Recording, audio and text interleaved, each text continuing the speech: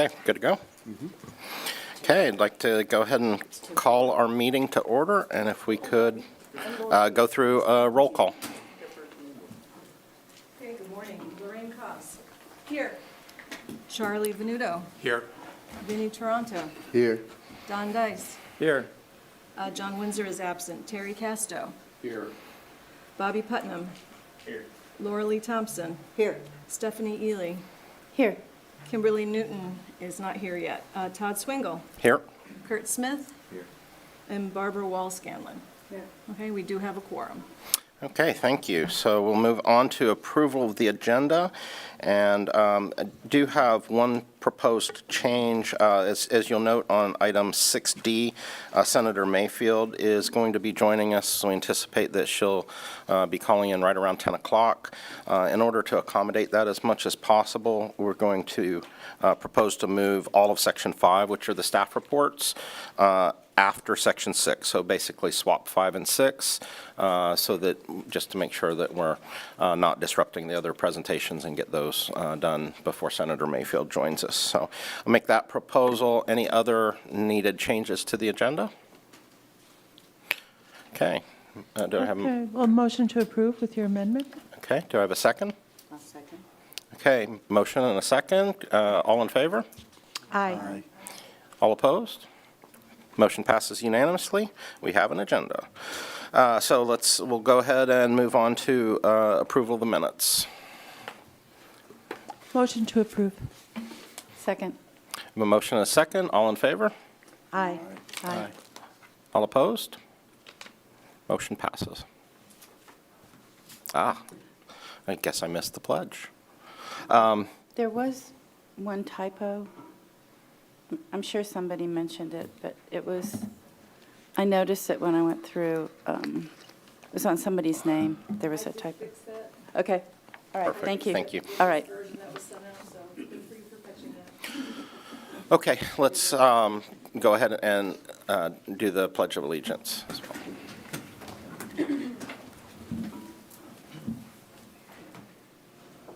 Pledge allegiance To the flag of the United States of America and to the republic for which it stands, one nation, under God, indivisible, with liberty and justice for all. Thank you. And so we will move into our other reports and special presentations. So, Virginia, I'll turn it over to you. Matt Culver and an officer from Florida Fish and Wildlife.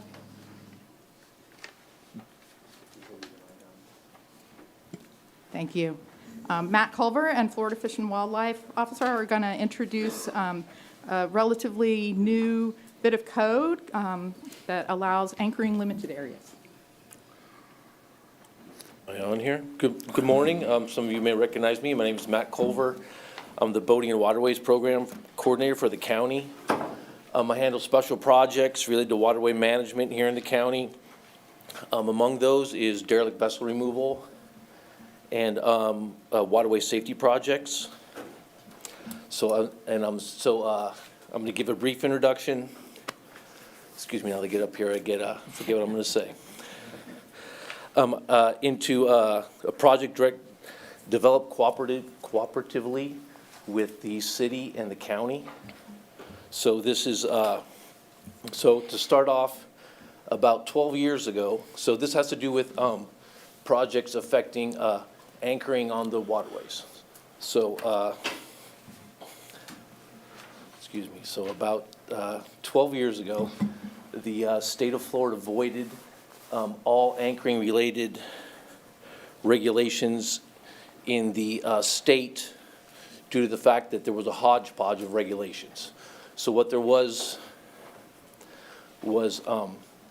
so when you went from one area to another, so you would hit so what it was, hold on. So excuse me, yes. If you would go from one city to another, the anchoring restrictions would be different. So you could go from Indian Harbor Beach and have so there would be a regulation that would only allow you to anchor for 3 days. And so you could go to Satellite Beach, and it would be 12 days. You could come into to the county proper, and it would be no restrictions. You can go to another city, and it would differ again. So because of this, and if you think back 12 years ago, there was no internet, people did not have cell phones, so when you're on the water, you didn't necessarily know where you were. So in an effort to clarify the boating restrictions throughout the state and make it easier for good boaters, for cruisers who come through our waterways, they pass through, come and go, they voided everything and said the only regulations that are allowed within state waters are state regulations. So since that time, no regulations have been in place. So basically, the state has had test situations where they've tried to implement certain things in locations to see how they would work out. Nothing has worked except for, so no major changes have been made except related to derelict vessels, which there are that's more some processing guidelines and some related, statutes. So in 2021, the legislature established regulations creating something called anchoring limited areas, or ALAs. These LAs, under Florida statute section 3274108, intend to manage long-term anchored and stored vessels. So if you're familiar at all with derelict vessels, which we have plenty out in our waterways, many of those sunken boats are boats that have been anchored there and someone forgot about them. So they're sitting there for a year, they're sitting there for however many months. They're not responsible cruisers, and a lot of those boats end up sinking and becoming derelict vessels. So the intent of this is try to manage those long-term and the potential derelict vessels. So the statute, the ALA, which is how I'll refer to it, Anchoring Limited Area Statute, creates a 45 consecutive day restriction for anchoring. So if someone pulls into an area, they can only stay there no longer than 45 consecutive days in any 6-month period. So it's kind of vague. So they can stay for 44 days. They have to leave at least a mile away and be able to prove that they were beyond in that mile through their GPS or some other kind of record, and they're able to come back. But what that does is it shows that that boat is mobile. So it's not a clunker just sitting there that can't go anywhere. That person is a responsible boater. They can go from point A to point B and return. So these areas have a 100-acre size limit. So you can't say we want to make all the county an ALA. You can only stay for 45 days. They're specific to certain geographic locations that are created through ordinance locally. These areas, in this case, so I don't want to steal the city of Melbourne's thunder, but so I'm just going to give some general overview here, is that only the county can create these, but cities can petition the county to create those. So that's what we did here, working cooperatively with the city of Melbourne. We were able to come up, we worked together with their law enforcement and their planning department to develop some areas based on problem sites for derelict vessels and long-term stored vessels. So these areas, they're, like I said, a 100-acre size limit. Actually, they'll need to be marked, so they'll be clearly marked. Once approved by local ordinance, they'll need to be clearly marked with buoys and signage so people know when they're coming and going from these areas. And with that, and the reason, the reason Melbourne is a good area for this too, and I'll let Melbourne jump in, is that they have their own on-water law enforcement. They have officers that patrol regularly. They know which boats are coming and going. They basically keep a sheet that says, hey, this boat got here on a certain day. So implementing this is much easier as opposed to trying to do it on the county's broad waterways where it's a lot harder to tell who's coming and going. So with that, I will let Melbourne, and I'd like to say that myself and an FWC officer here to answer questions at the end when it comes to enforcement. Thanks. Okay, so I think Melbourne is the second item on there. So before we move on to that, if we just do have it, is there any general questions on what Matt has discussed before we move on to the second agenda item? So what are the requirements on the municipality? Do they have to have the ability, I suppose they have to have the ability for an on-water law enforcement to be able to monitor it? Yeah, so in this case, yes, so, and I'll ask for Ray Sabula, Lieutenant Sabula, to come up here too. So when it comes to the enforcement, so in this case, Melbourne does have that presence, so that's why this is an ideal test location. Okay. Otherwise, we'd have to bring the state in, and I'll let Ray speak to how FWC would be able to assist on any enforcement, or if that's, if it's required for local enforcement. Hello, I'm Lieutenant Sabula with Florida Fish and Wildlife. The enforcement side, by statute, they have to prove that they left. But in statute, they included electronic records. So a lot of these people have dinghies that they use to go back and forth to their boats. One of the loopholes that we've already identified is if they have a portable handheld, they could put it on their dinghy, leave, come back. When we ask for proof, they can say, hey, I left. And unless we have some irrefutable proof that they didn't leave, it kind of ties our hands. The other side is this is only enforceable by a citation. We already have an issue with our at-risk citations that they are not paying them. And it's not like a driver's license or anything. If you don't pay it, it just kind of goes into collections. So we're still working on, with the state attorney, getting a little bit more teeth behind that and making sure these people are held responsible for these citations. So that's another issue is we could go out there, write the citation, and by statute, we can remove the boat and impound it. But the cost to do that, to keep their property safe, is extremely high. FWC is not going to incur that cost, and I don't think the city really wants to mess around with that either. So that's kind of the other side of that, is there's law that says they can't do it, but holding them really accountable for that, if they're already not responsible, seems it's going to be a little challenging. Okay. And my question is, Melbourne, a larger municipality, may have the dollars for an on-water enforcement. Is there, how can a smaller municipality, maybe less affluent, afford or work with another entity to make sure that happens? We would just rely on them just giving us a call, notifying of the issue. I mean, obviously, we can't send somebody out there every single day to document this. Right. But if they had documented somehow, even from a patrol unit, they're like, hey, this boat's been here for this long, like, can you guys go talk to them? Like, we have no problem going out there and trying to address the issue. Okay, so a municipality can make observations and, okay, great. Thank you.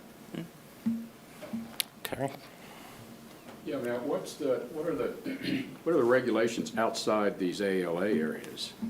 So there are no specific regulations outside the areas. These are the designated limitation areas, and that would be it. So boaters transversing the RL can basically anchor anywhere outside the channel?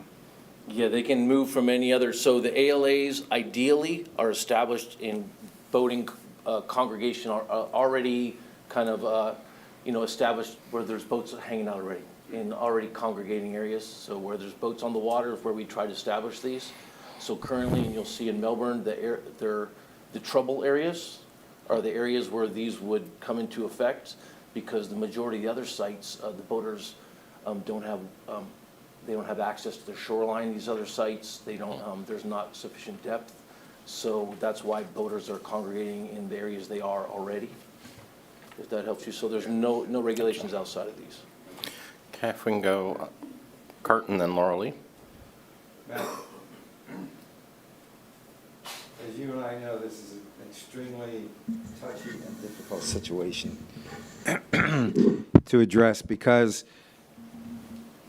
well, I'll just bring everybody up to speed. I had an issue in front of my house where there was a large sailboat about 45 feet, anchored for about 7 years, and I frequently called Matt and FWC, and the boats just sat there, and there wasn't really anything anybody could do. This guy he lived on it, so we know that he wasn't going anywhere and having his tanks pumped out. He had a dog on it, so we know that was going overboard as well. He finally died, and the boat sat there until it broke away in a storm and wound up in front of somebody's house, and then it finally got. So does any of this solve an issue like that? No, if that vessel was, so in front of you, in front of a private residence, it may never lie within an ALA. So generally, these ALAs will be created in boating congregation areas, near boat ramps, in harbor-type areas, and, those specific congregation areas. So the county's restricted, we can't put in more than 10% of the navigable waterways within the county under ALAs. So we wouldn't be placing these ALAs just randomly along shorelines in certain locations in front of what would generally be considered just residential areas, residential home sites. They're more for, as I said, public access type areas and places where, where boaters are coming ashore. So if there's dinghies along the shoreline, those may be the places where we'd say, hey, we got to look at the area in front of those areas, in front of those to designate ALAs. So it depends where your home is, but generally there'll probably be, unless there's numerous boats along that section of shoreline where your home is, it most likely would not become an ALA. Okay. Orly? I've got a couple of questions for you, Matt. Thank you, that was good. So Titusville has a mooring field. Does that automatically then qualify to also be an ALA, or will they have to apply to also be an ALA in their mooring field? So they're already actually an ALA. So because they have the land lease, an ALA is kind of a lesser locking in of that area than they already have for that anchorage with the mooring field. So they're already, people cannot come and moor within that anchorage already, within the mooring field. Mm-hmm. You can't randomly just come and drop an anchor in there because the city has control of it as part of that mooring field lease they have for that land. So would the city then need to establish a separate ALA for transient boats and boats that don't want to pay to use the mooring field? If there was an adjacent area that they thought that there's of people who are avoiding that mooring field and they're all across the river at whatever location. On the other side of the bridge? That location across the waterway, if that's a congregation area, that would be an area they may want to consider. Okay. So my second question is on funding for removal of derelict vessels. I think I read in the meeting minutes that you have funding for 22 more vessels. If I remember right, at the beach committee meeting, I think the number was 80 or something like that. So do we have funding to remove all of the derelict vessels, or are we stuck trying to raise more money? So we're in the midst of a project right now. We've got funding actually working cooperatively with FWC. FWC has provided funding for the majority of the storm-related vessels for the 2 hurricanes this past year. And that's just getting underway right now, and then the TDC money. So we hope to get all the boats out. It looks as if I have sufficient funding to take out every boat, and I'm still working with FWC on a few storm-related boats, so hopefully we'll be able to get all those out also. Thank you. Just to add, so it'll take 4 months or so to take all those boats out, so it's not a quick process, unfortunately. Okay, I'll go to Charlie and then Bobby. Thanks, Matt. Great presentation. You may have said this, but the 45-day clock, how do you know when that starts? Is that based on someone that's keeping records, the individual owner, or is somebody from the county or FWC looking at that? Yeah, that's going to be, and that's part of the difficulty, and maybe Ray wants to speak to that. It's actually, so enforcement, because it's going to be difficult to confirm that in some instances. As Ray said, someone could have a GPS and go off-site and come back. There won't be, unless there's a camera pointing on that boat 24/7 for 45 days in a row, someone could argue that, hey, I wasn't here, or, I came and went, but my GPS is broken, something like that. So I don't know if Ray has anything additional on how that. So technically the clock would start as soon as they got there, but if they argued differently and you could not counter that, then it would be when it was first observed by law enforcement, and there would have to be some sort of record of that. Tommy?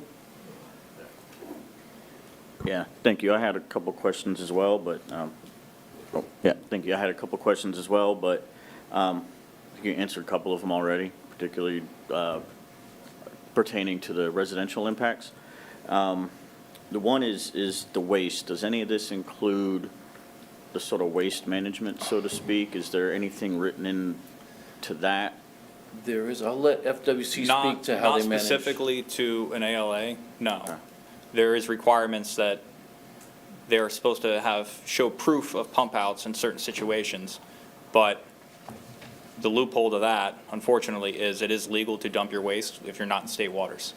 So if the boat has power and can get offshore, that is what we hear sometimes, is like, nope, I go out of Sebastian Inlet, I go out of the port, I go offshore, I legally dump out there, I don't have to show proof of a pump out. Okay. And the, interesting. And then the other side of that is we do proactively check their tanks. And that is done by boarding their boat, dropping dye into it, flushing it, and seeing if the dye is observed outside the boat. But if they don't have a functioning system to where it's completely broken and there's no way for it to dump outside, there's no requirement for them to fix that as long as it doesn't function outside the boat. Interesting. And a lot of these people, the reason that they pick the areas they anchor is because there is some sort of facility on shore that they claim that they use. So Okay. Melbourne, there's Front Street, there's Ballard, there's the O'Galley boat ramp. So a lot of these places, they're like, nope, I just go there, I go here, I go there. And and So that's it. it's still, a lot of this is still based upon basically hearsay, and you have to take their word.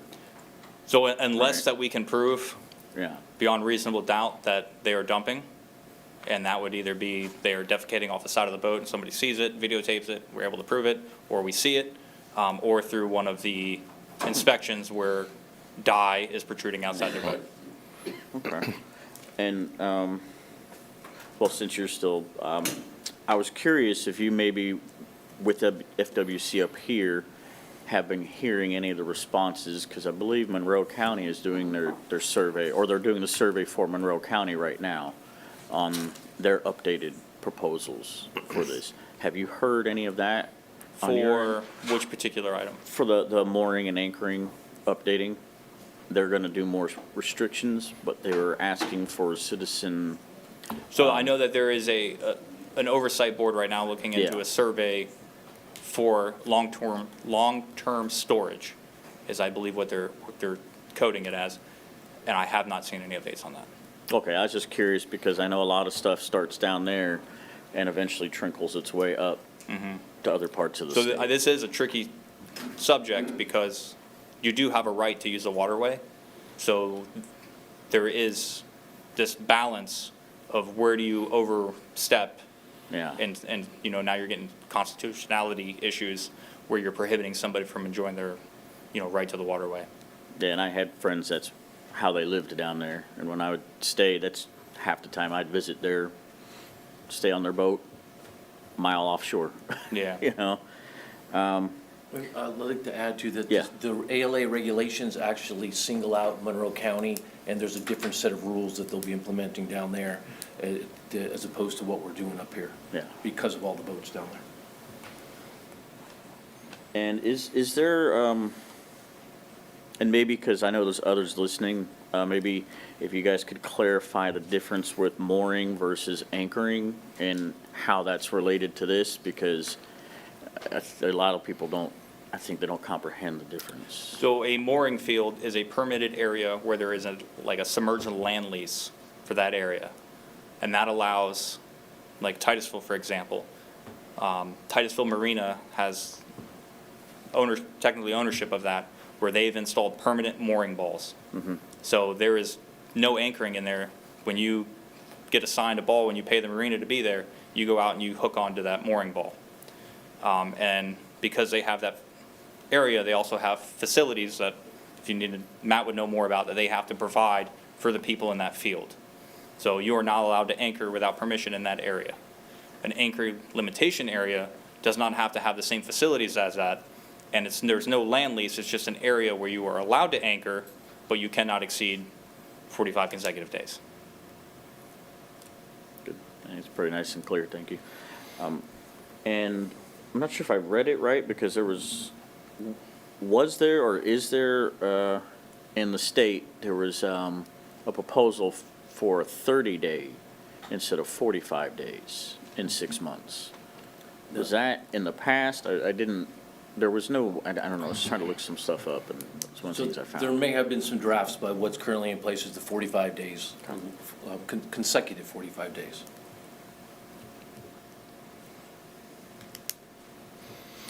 Okay, any additional questions, Don? Is there a move to put these on electronic charts or paper charts or? Ideally, so I'll add that, so we will need to permit these areas through the state, and the state maintains a database of areas, so how that information is shared, I'm not sure if it's clear at this time. So the only ALA currently in place, at least on the east coast of the state that I'm aware of, is in Jacksonville, city of Jacksonville. There's another one that was proposed down south, farther near in Miami-Dade area, Brevard County, I believe, but I don't believe was ever implemented. So they're just starting to pull these together, and I'm not sure how the state will be sharing that with mappers and things like that. It'd be really good if they were. Yeah, I'm sure you'd have to pay for it, though. You know, Garmin and Simrad are. It's worth it. One additional comment, too. I don't know if this is something, I guess a question if this is doable for to Lorraine's question on some of the smaller municipalities. I know on our own properties for my organization, we'll use drones for inspection. Is that something that is viable for video record that may be a pretty low-cost option for folks? At this time, our drone program is limited to stuff we have warrants on and search and rescues. Your drone program, Yep. but for instance, if a city implemented this designated area, could they do, obviously they have to have licensed pilots, all those kinds of things, but would they be able to use that type of approach for their generating the record to support then your enforcement? Because I think back to Lorraine's question, if they can't afford a designated, on-water force, the labor costs are going to be really high. Is that would that be a viable method for generating that video record to then support proof for you from an enforcement standpoint? I don't see why it wouldn't. So they have to comply with all the rules, right? Yeah. I mean, there's some drone restrictions and things, but assuming that they could comply with that, that would be something that could be provide you the data that you need To issue a citation, Okay. probably. And then from there, I mean, it would be up to the courts. Gotcha. Okay.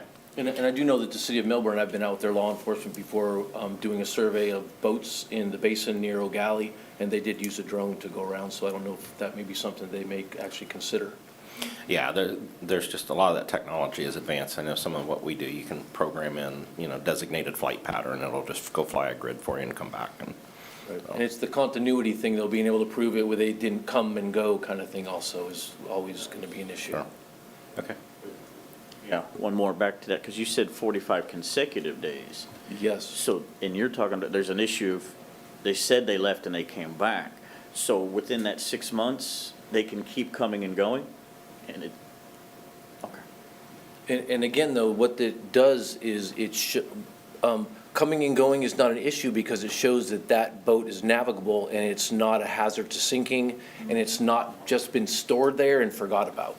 So someone is watching that vessel, which is what's important. So that would, one of the premises of this program is really just preventing the derelict vessels or vessels from sitting long enough to become derelict. Yeah, I think that's a key component. That's a key reason for this. Okay, thank you very much. So with that, we'll close that item and move on to the next item, which is the Melbourne Anchoring Limited Area Proposal.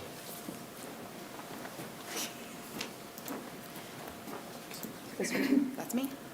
Well, I'm going to pretend it's me. Good morning. I'm going to move this a little closer. I'm not quite as tall as they are.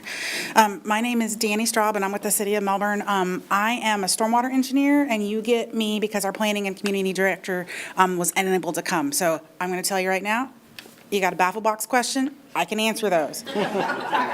Boats are not necessarily my thing, but I do understand the premise behind it. So if I can't answer your question, I will try to get an answer for you.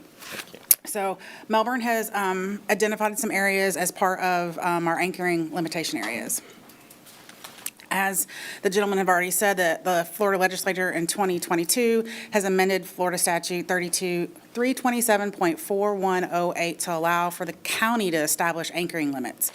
And there are several criteria, and we followed all of those. One of those is to be adjacent to urban areas with residential docks and significant recreational boating areas. They have to be less than 100 acres in size and not more than 10% of the county's waterways, and they prohibit anchoring for more than 45 days. City of Melbourne has received numerous complaints over the years. Complaints along the O'Galley River area and along the western shore of the Lagoon.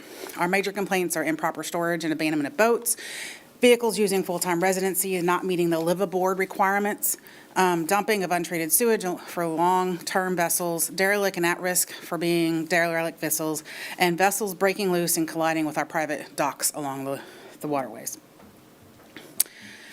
City staff has worked with the police department, community development, and our attorney's office to initially review the waterways, determine what potential ALAs to propose for Brevard County. We've analyzed the waterways with heavy boat traffic and adjacent residential docks, and Melbourne's proposing 4.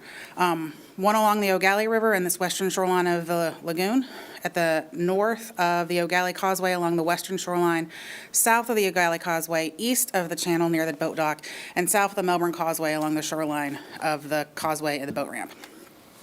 And proposed a 7-mile distance that a vessel must not be previously anchored in within or moved to after 45 days of continuous day limitation. So these are the locations. So most of you guys are familiar with these. So we've got the O'Galley River, which would be the largest basin that we would have, just north of the O'Galley River, near the O'Galley Pier, and then on the west side, over along the western edge of the causeway, and then the one down at Front Street. So City Council approved this resolution in March, and the resolution requests that Brevard County approve the ordinance to designate these 4 ALAs within the city. The city will cover the cost of all the signage and buoys, which is about $25,000, and the city will enforce those ALAs. We have 2 marine officers that travel out regularly and keep an eye on these boats. With all the complaints that we've had, we're out there quite regularly.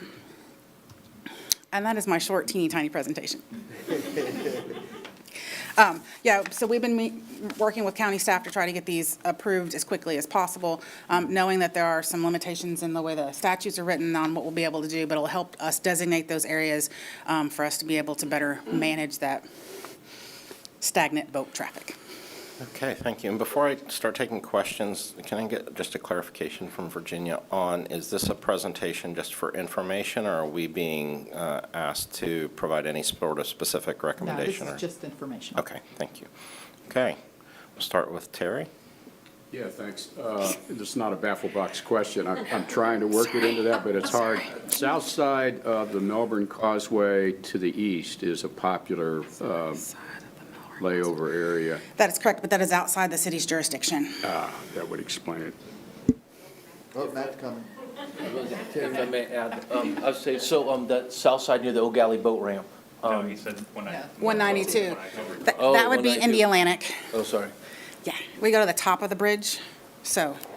And if you go, can you go up to your one? I just wanted to add, so this area outside of the O'Galley Causeway right there, that's technically not within the city also, but there is an enforcement agreement between the city and the county that allows them to enforce across the waterways. They put that in place generally, so if the officer was on the near O'Galley and he saw a boat sinking over there, he couldn't just sit there and watch the boat sink, so they made an agreement that says you can enforce across this whole stretch. So that's why the city has proposed that piece on the other side of their city area. Okay. All right. And can you go back a couple of slides? I was just trying to catch one more. Okay, I thought there was a restriction here.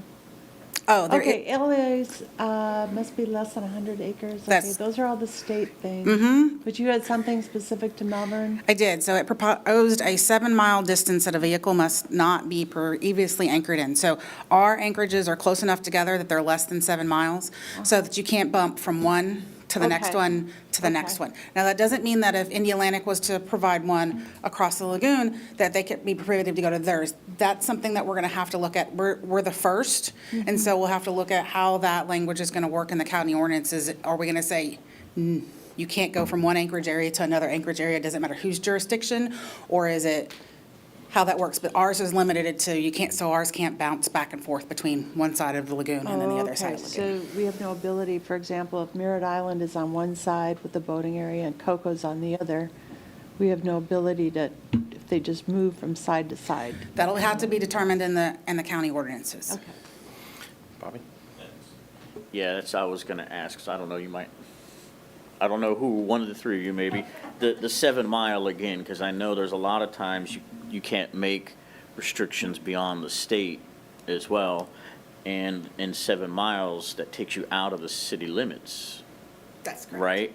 So, I don't know, maybe that needs to be worded differently, or that might, because we had issues when we did our incorporation of the town, where the state came back and said, you can't make restrictions tighter than us. Right, so the 7 miles, we'll actually have to review that when it comes to, with legal staff at the county. The actual statute says that an officer can request proof that the vessel moved more than 1 mile. So we'll have to see how that 7 miles, if that can be put into place. So that's one piece we're looking at, but we are looking at, and with that said, on what you're looking at there, 1 mile covers all this. So someone would have to leave this whole region on the map you're looking at in order to meet at least a mile away.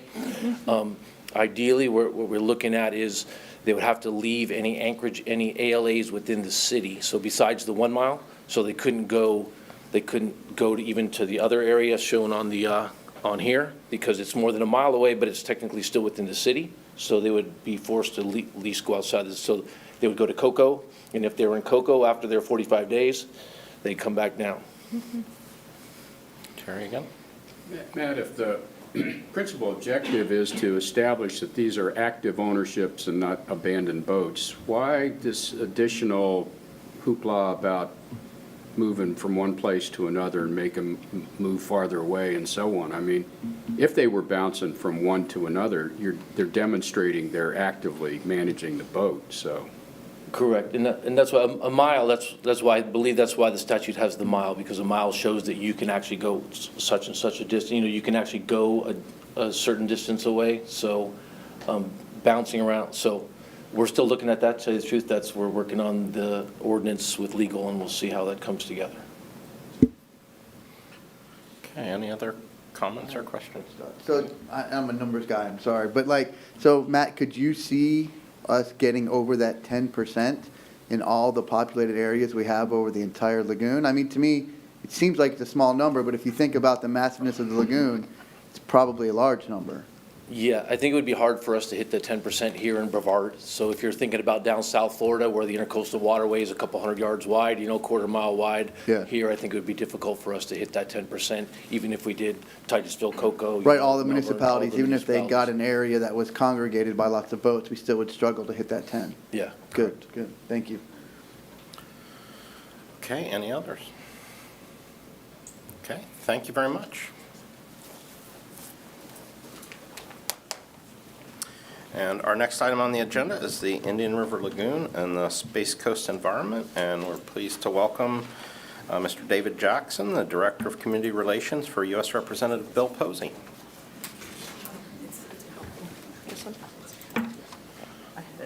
Oh, you did? Yeah. All right.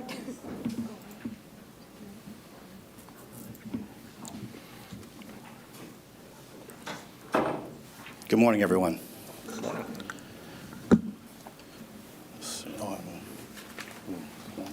Okay. I presented this PowerPoint in January to the Archie Cart Working Group meeting down in Wabasso at the Environmental Learning Center in Indian River County. And Virginia, actually, she was the one who asked me to even make that presentation. She missed it, unfortunately. She asked me to come to this board and make the same presentation. So I can hear his presentation. Yes. So, and before I start, I'd like to give credit to my colleague in Washington, D.C., Valentina Valenta, the Congress's legislative director, who helped with a lot of the legislation I will be mentioning in this presentation. She put this slide together. My idea was for her to send me some talking points, and I do the slide with another coworker in the district office, but she did everything and just sent it to me, so I'd like to give Valentina credit for that. Let's see. As you all know, I'm sure you all know this, the congressman was a co-sponsor of the Congressional Estuary Caucus. I can take that, there we go. There, a bipartisan, created in a bipartisan way. One of his co-sponsors was Nancy Bonamici, a Democrat from Oregon. She and the congressman serve as co-chairs of the caucus. Another co-chair of the caucus is Congressman Brian Mast, to the district to the south of us. He represents Martin, St. Lucie, and North Palm Beach counties. The purpose of the caucus is to bring attention and resources to the estuary, to make people know how important our estuaries are. There's 28 national estuary programs around the United States, Atlantic Coast, Gulf Coast, and Pacific Coast. The Indian River Lagoon has a national estuary program, as you're all aware, and they've been successful in reauthorizing the National Estuary, or NEP, program over the years, and also increasing its funding. And that's next. We've had a nearly 50% increase in funding over the 5 years. And the last 2 fiscal years, 2022 and 2023, the Office of Management and Budget, or OMB, has actually requested funds. Prior to that, they weren't making any funding requests. For example, in 2019, the final bill had $26.7 million for the National Estuary Program.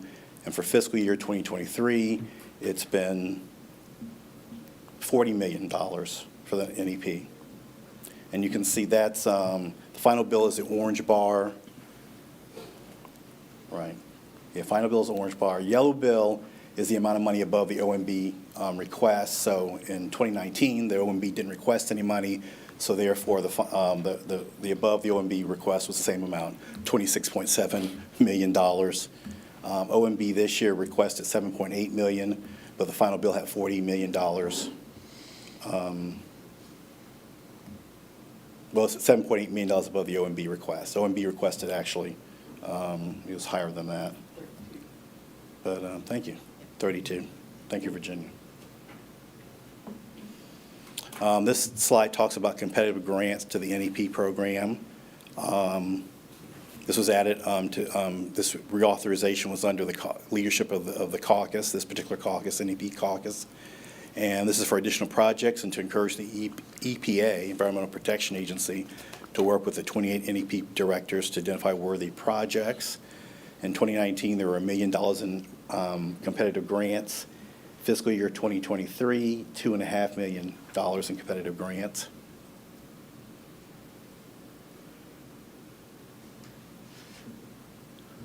More discussion of funding. This funding is over and above annual National Estuary Program appropriations.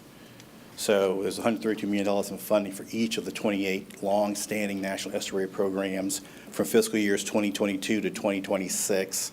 So that's what's been proposed. And they'll be evenly distributed to each of the NEPs, including the Indian River Lagoon NEP, annually providing each with approximately $900,000 in bipartisan infrastructure law funds. This is funding from the EPA. We're in the South Florida program, enhancing water quality and monitoring seagrasses. The blue bar is the total amount of money for each program, in that fiscal year. The Indian River Lagoon and the Caloosahatchee River are the gray bar. You can tell it's gray. Coral Health is the orange bar, and then the yellow bar is funding for Florida and Biscayne Bays. And then there's another source of funding now, Monitoring and Prediction Network. That's the lighter shade of blue. That's a bar only on 2023 fiscal year. It wasn't in existence in previous years. So in 2019, you had a little over $3 million in EPA funding for this particular EPA program for South Florida. And 2023, almost $7.5 million.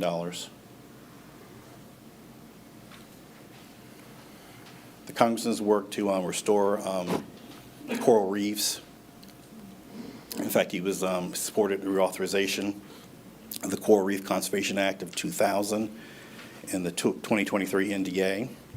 This provides block grants from NOAA to the states. Also sets NOAA partnership standards. Assigned the U.S. Coral Reef Task Force to lead conservation. Provides grants to implement coral reef emergency plans. Also helps with scientific expertise, technical and financial assistance, and set up the National Coral Reef Management Fellowship Program. The Congress has worked really hard as well to counter ocean acidification. He led that effort as well with initiatives included in the CHIPS and Science Act of 2022. He was, and his co-sponsor on that was Representative Bonamici from Oregon. It set up the Ocean Acidification Interagency Working Group and Advisory Committee, and has designated NOAA as the lead federal agency responsible for coordinating the response to ocean and coastal acidification. And it's authorized NOAA and the National Science Foundation ocean acidification activities.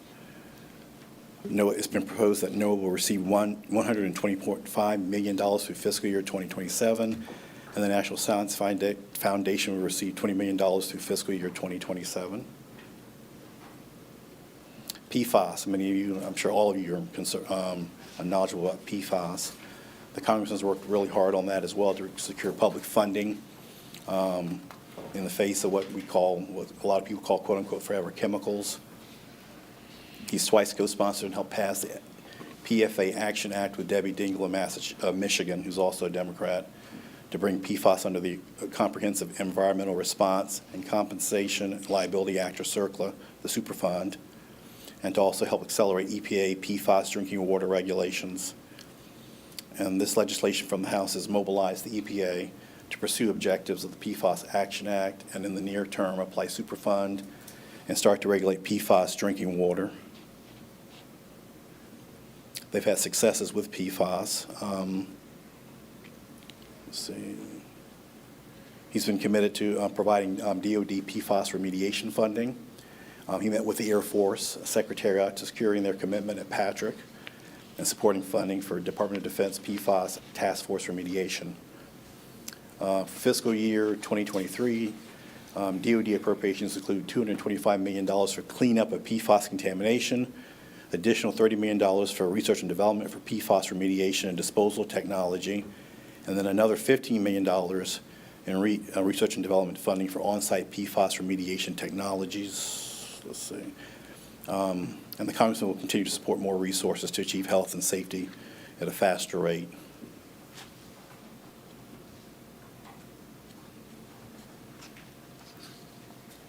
The Congressman support co-sponsor legislation with Representative Dingell of Michigan, which has become law, protecting firefighters from adverse substances. Let's see. And then also help secure FUDS funding, formerly used defense sites funding for Patrick, which was, as you all know, was Banana River Naval Air Station during the Second World War. And this funding includes remedial investigation, a feasibility study of potential Navy-related environmental contamination, and provides $4.5 million in fiscal year 2023 for the Marine Mammal Commission. Oops, all right. Any questions? Terry? Yeah, I'm not sure who can field this, but PFAS in the firefighting foam, did that originate when we started putting ethanol in gas, or were PFAS in the foam prior to that? That's a good question. I don't know. I can find that out for you, but I'm not sure. I know that to fight ethanol fires, you have to have special firefighting foam. Yeah, I don't know for sure. I do know that the PFAS dates back to even like the 60s, so it's old, so. Yeah, it's necessary, or, well, it has been specified for very high temperature fires. We're putting out very high temperature fires, and so fuel fires, but I don't know specifically about the ethanol timing. It sounds like it predates ethanol. Yeah.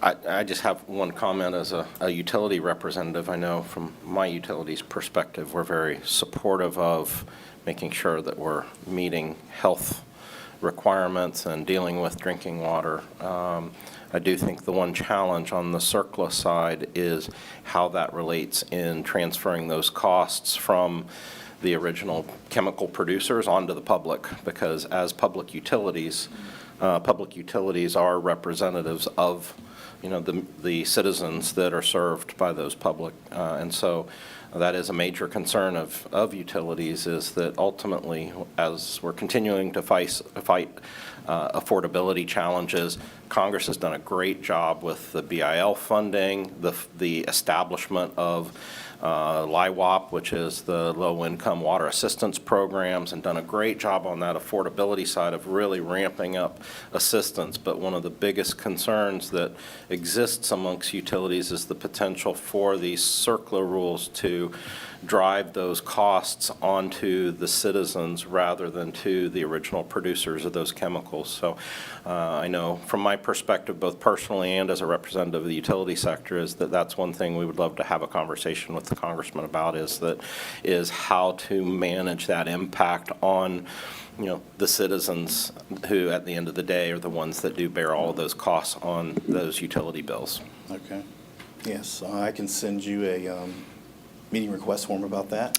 Okay. I will actually be in DC next week, Okay. so All I'll right. try to make contact with your office. All right. I'll just add that we have worked with the Congressman's office on that very topic, and we provided comments to EPA on the proposed rule.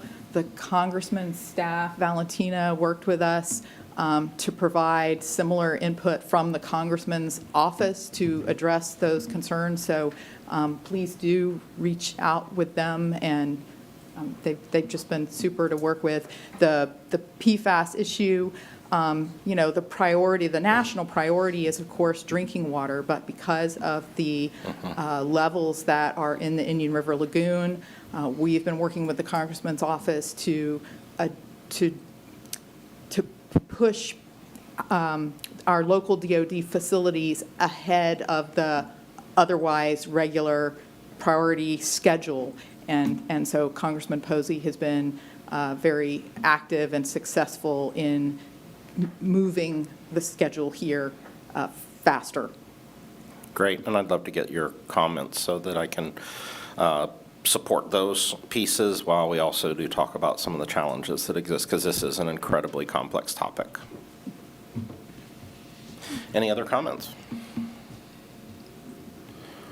Yeah, with the South Florida program and the Indian River Lagoon funding, is that including Brevard or just the area of South Florida? Should be the entire national estuary. Entire lagoon, Entire okay. lagoon. And would it be beneficial if we contact the representative from Oregon? I'm probably going to say her name wrong, so I won't. Obonamichi? Yeah, That wouldn't hurt. that, Contact her, thank yes. them for their She's still in office, yes. partnership support. Right. Okay. And Thank she's you. one of the four co-chairs along with our Congressman and Brian Mast. Thank you very much for joining us, and again, extend our thanks to the Congressman for the work that he's doing on behalf of the citizens of Brevard and the environment of Brevard. Well, thank you for having me. I appreciate it. Thank you. Enjoy your weekend. Okay, and we are ahead of schedule for item D. So Senator Mayfield will be joining us a little later, so we'll go ahead and move forward with some of the progress and fiscal reports. So I'll start with the monthly progress report. Okay, thank you. So for leaky lateral repairs, we are at 380 of 648, so more than 50% of those detections have now been repaired. For septic upgrades, 12 more were completed this month. 7 more quick connects to sewer. We have several stormwater projects that are moving along through the process. The Wexford Oyster Bar was monitored by University of Central Florida after it was 2 years old. And so at that time, that bar is partially made of the bags of shell and partially gabions.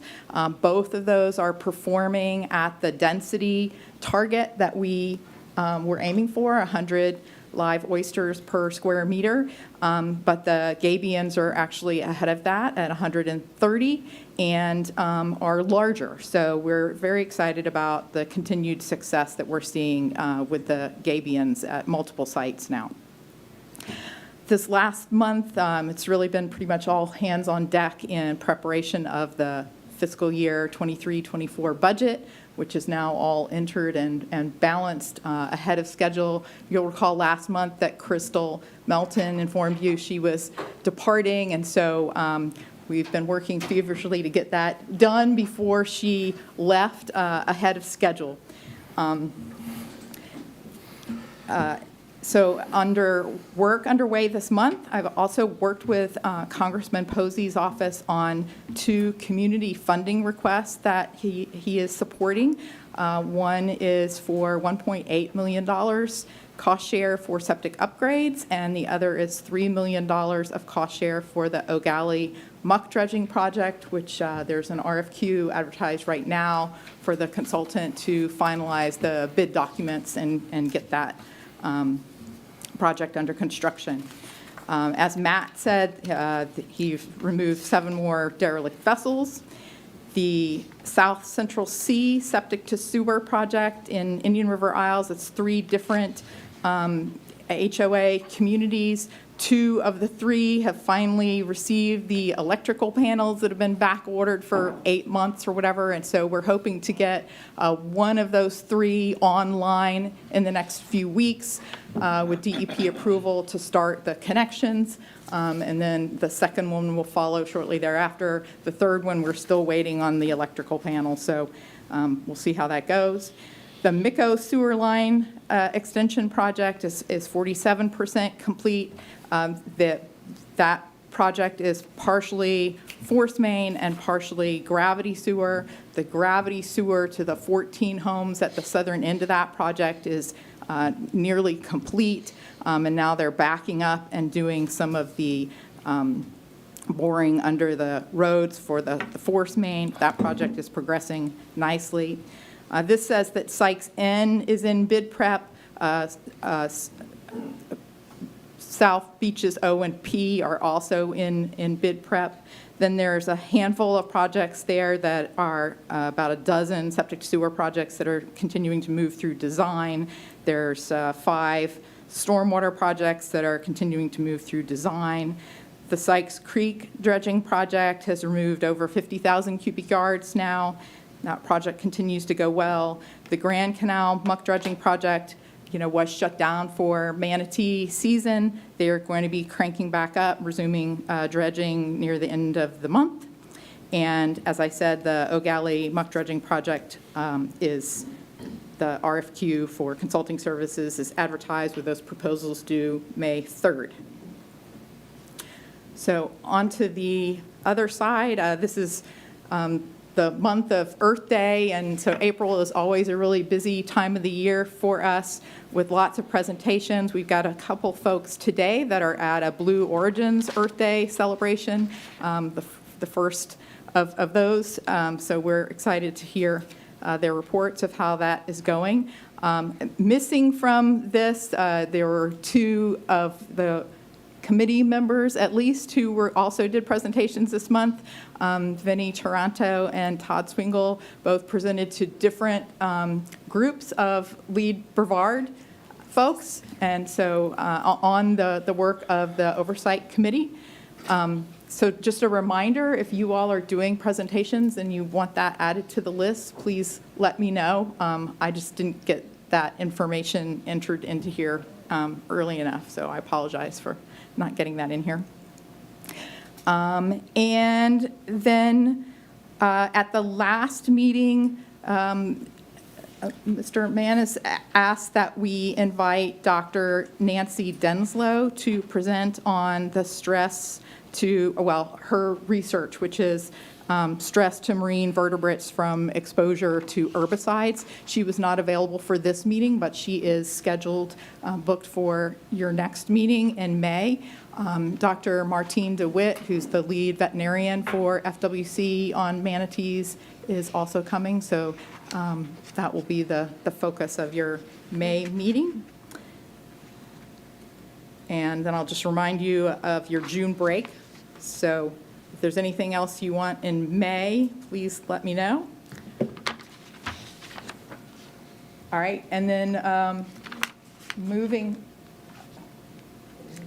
Can I ask? Yes. On the Brevard County, the septic to sewer, the ones that are design on hold, is there a reason the design's on hold? So there are different reasons for different ones. So Okay. the South Beaches Zone A, we were working on a gravity design for that. And when we did that and then looked at the elevations of the houses are on long, deep lots, and they're downhill from the road. And so even after you put in a gravity line, they're not going to be able to connect without a lift pump. And so they're going to have to put in a lift pump. Then they could connect to the existing force main line that's already there. So there's really no sense in us spending millions to put in a gravity line. So we are reassessing the best way to get them connected to the force main. And so there are issues like that. We're working through them. These are not easy. Okay. That's the lesson. Yep. Terry has an additional question. Just a Yes. quick question. On the muck removal, do we have any empirical data at this point? Can you translate 50,000 cubic yards into anticipated amount of nitrogen reduction? Yes. It'll be on the quarterly report next month. I don't know off the top of my head. Is there a rough number, first order approximation we could use whenever we see these numbers, like 50,000 here, 40,000 there, whatever? Is it all over the map, or does it kind of narrow in? Each project is different. The percent of organic material in the muck varies considerably between sites, but we have the data for each site, and we use that to calculate that load reduction each quarter in your quarterly reports. So is it a 2-to-1 variance, 3-to-1 variance, 10% variance? It's like order of magnitude Yeah, variance. okay, thank you.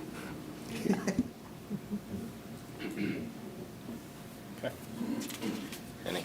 All right. At a previous meeting, there was a question about grant performance. How are we doing with grants? Aaliyah, do you want to come walk people through this? So this was just sort of a preliminary table. We're still working on this. It's not in your packet. We were working on this yesterday afternoon. So just trying to figure out, how to actually tell this story. Okay, so the first column is showing you the agency that's providing the funding. The second column is showing you distribution, so are they awarding grants statewide within the Water Management District or any projects located on Lagoon? Then category fiscal year, and then the fifth column there is showing you the total number of grants awarded for that fiscal year, and then the number of grants awarded in Brevard County, and then calculated the percentage so that you had that value to look at. And then within all those awarded within Brevard County, we counted up how many were sorrel projects, and then the percentage for that. So at the bottom in bold, you can see that 19% of the grants that were awarded in Brevard County, so that's about a fifth of the grants. And then within Brevard County, 32% of those are soil projects. At the very bottom are TDC grants, so those are only awarded in the county, so 100% of those are within Brevard County. And on average, we have 15% of those are soil projects. I really appreciate you putting that data together, and candidly, I think it's phenomenal. When you look at particularly like that TMDL capture that were 85% of the state funds, that is, I think, a true testament to the work of your team and this committee and, proactive pursuit of those dollars, because that's just incredible. So I think that's a very positive story that we need to figure out how to tell. So if we can figure out how to translate that into a simpler graphic even, that would be awesome, because that is an incredible story about leveraging the dollars and the investments in your staff and this program to leverage then external dollars to bring into the community. So is there a total of how much funding came to us with all those grants, or by year? So the information I had did have monetary value, so we could definitely do this same kind of information, looking at the dollar amount if that was wanted. And the quarterly grants table tells you what the value is for the swirl projects, but not for all the other projects in Brevard or for the Lagoon. Yeah, I think the story is you have to have money to get money, and that's the importance of the soil fund. And I think two things. Bobby, I took a nice photo of you for the presentation that Todd and I both used. You looked good, man. So don't worry. I took it from a website. It was a good one. But the second thing about that presentation, and this was one of the cool slides that I always show people, in the original project plan, there was like a 10-year flow chart that said like what's going to happen each year. And in year, like, I think it's 6 through 8, it said like others will join. And I think that percentage shows that Brevard led, and the voters led, and the leaders led, and now the rest of the state is trying to catch up. And because we were there and we've been doing this work, that's where the money is going. We're ready.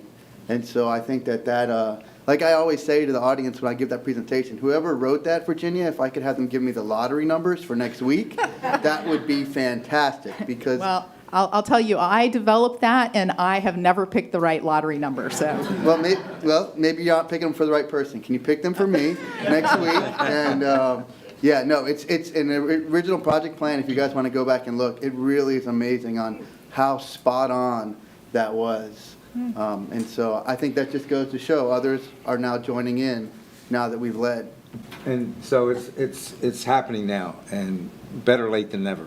But the other counties in the state, particularly the ones that serve on the Indian River Lagoon Council, they've definitely taken note, and a couple of them have tried to get funding passed amongst their people. And for whatever reason, I don't know if they're not writing it correctly or if they're not selling it correctly, they're just not getting it done. They've had, I forget which counties have tried, but they've all gone down to defeat when brought to the voters. And I'm not sure why, I don't understand it, but yeah, we can all take a collective pat on the back here.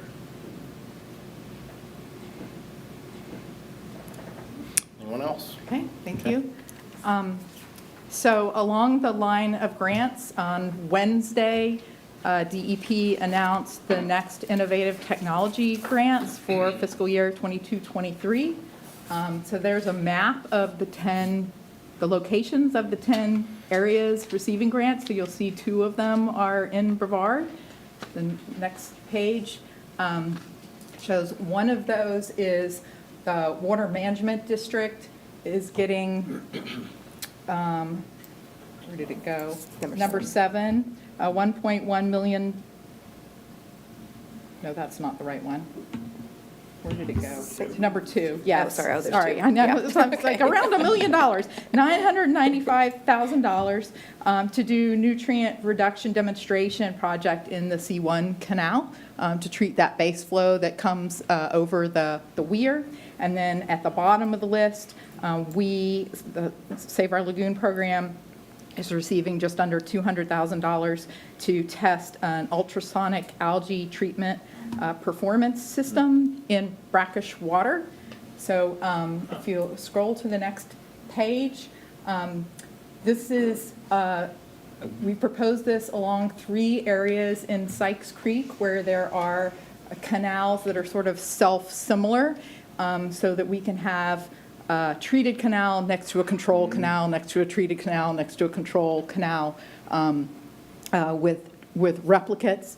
And the way that this thing, that this technology is supposed to work, it targets cyanobacteria. So the cyanobacteria that form harmful algae blooms, they're photosynthetic, and they use gas vesicles to control their buoyancy in the water so that they move up in the water column to get light for photosynthesis, and then they move down in the water column to get nutrients from the bottom.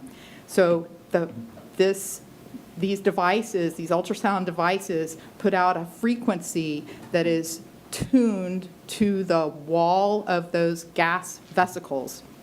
And it prevents the gas vesicle proteins from allowing air across that membrane. And so without the ability to change their buoyancy, they sink to the bottom, and where they don't have enough light, can't photosynthesize, and they basically starve to death. And so gas vesicles are mainly found in planktonic cyanobacteria. There are a few other bacteria and fungi. They're not in humans or animals or fish or plants. And so other things should not be affected by these ultrasound frequencies that these transponders use. They have been tested in freshwater and shown to work well in small ponds like golf course ponds to control blooms. So we're trying to test this technology in brackish waters where it has not been demonstrated before. Are those the same units that were off of Sampson's Island? It's the same company. It's Okay. a slightly different unit. Okay. So we'll be negotiating the scope with DEP. Never know quite how long it'll be before they get contracts out, so we'll keep you posted when this project's actually moving forward, but we're excited to have that funding information. The C1 canal? Yes. Do you know why they chose that site? That site has been on our radar for, a decade now, because it's still, even with 50% of the flow redirected west of the St. Johns River, it is still the largest volume of water with nutrients headed into the lagoon. So if you're going to try to put a fixed project in one location that can just treat water going by, that's the best place to put it. Okay, so not relevant to the proposed future growth? No. Out there? Okay. Virginia, I have one question. So after this testing, is that then are we thinking that we'll figure out how much nutrient something like this would save, and then this would be something that would then end up being in the plan? So this does not remove nutrients, right? What it does is it targets the harmful cyanobacteria that can create toxins, that can form very, very dense blooms that can be toxic to fish, that can clog the gills of clams, that can be problematic for different reasons. And so as those cyanobacteria die, the nutrients are still going to be bioavailable.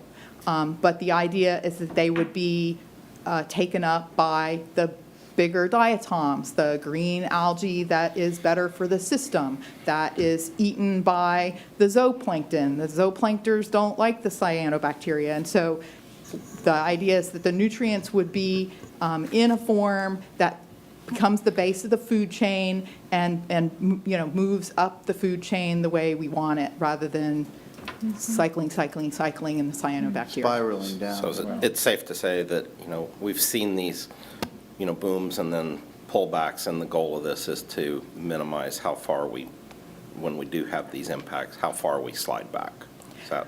Right, and these sondes are very small and easy to mobilize. So People could have these, private citizens could have them under their docks, and if you had, 2 or 3 people on a canal that put these under their docks, they cost, they draw maybe $15 worth of electricity over the year, so an initial investment to purchase them, but once you had them, people could maintain them privately, or we could figure out how to take them to areas that are prone to problematic blooms to try to, prevent those from happening, or to address blooms that are happening. How expensive are they on an individual basis? They were about $3,500 a piece when we put this application in about 2 years ago. I'm waiting for an updated cost from the vendor now. Yeah. How many at each canal are you?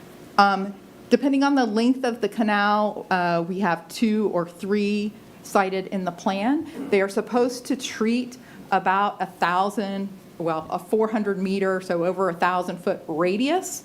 So if you're talking about lots that are, 100 feet wide, you're talking about, one son would treat 10 houses this way and 10 houses that way. And so then the next one would need to be, 20 houses down. Any other questions on that?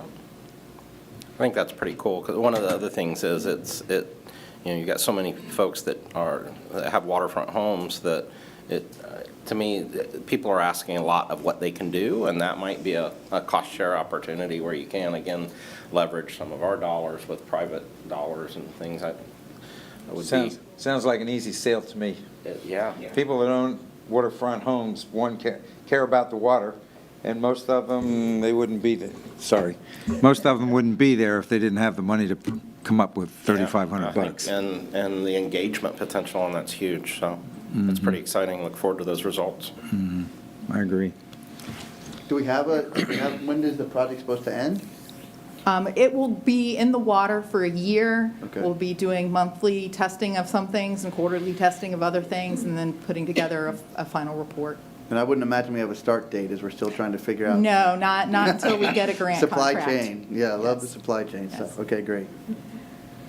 All right, anything else before I try to fake the fiscal report from Crystal? Crystal.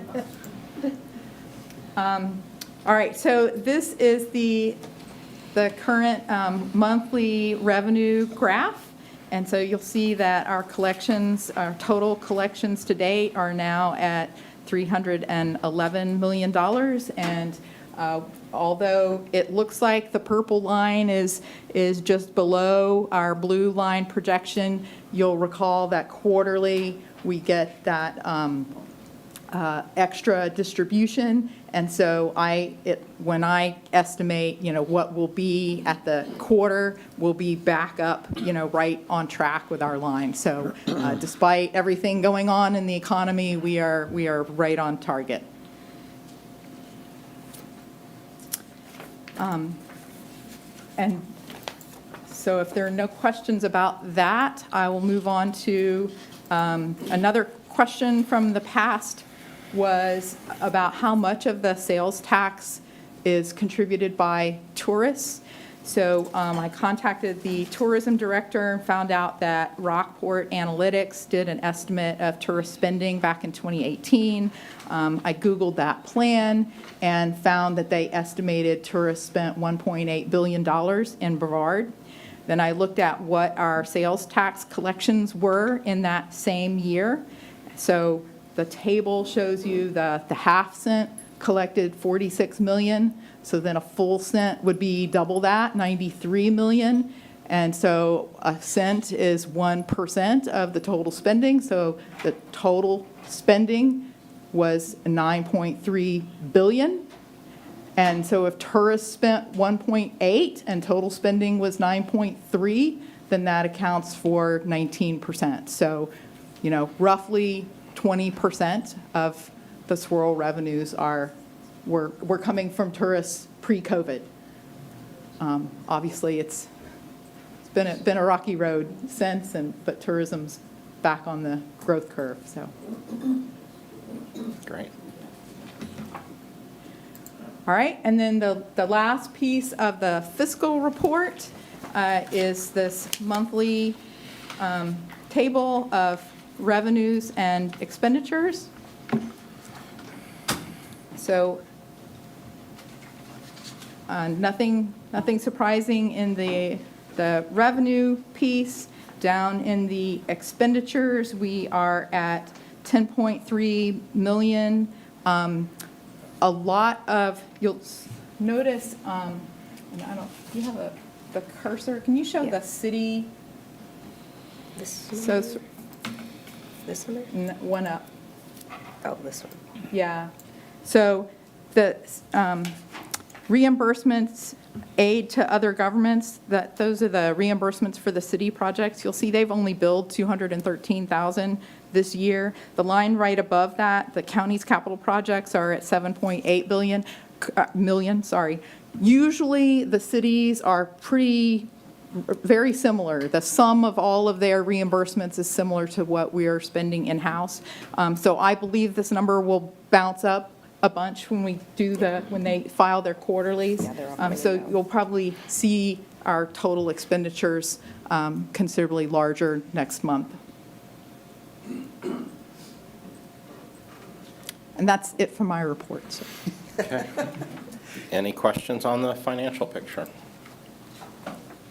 Terry? It's related.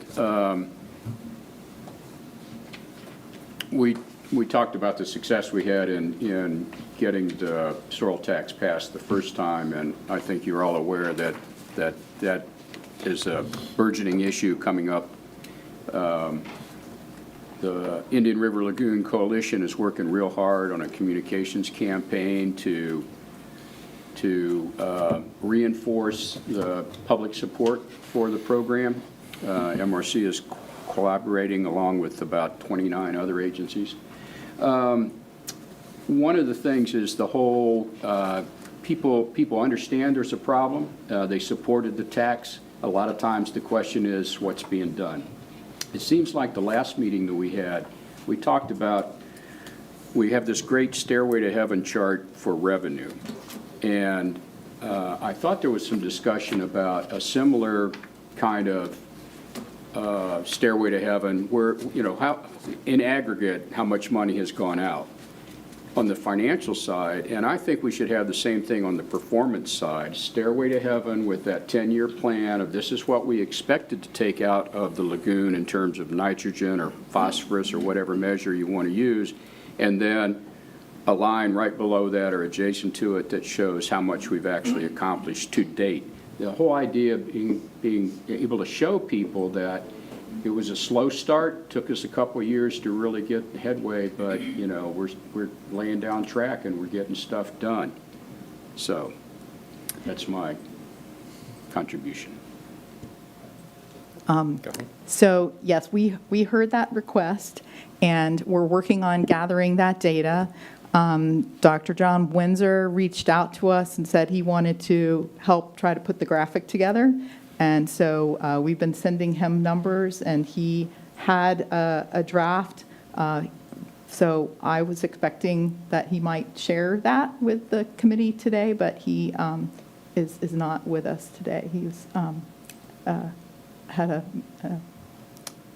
medical something or other. So hopefully you'll see that soon.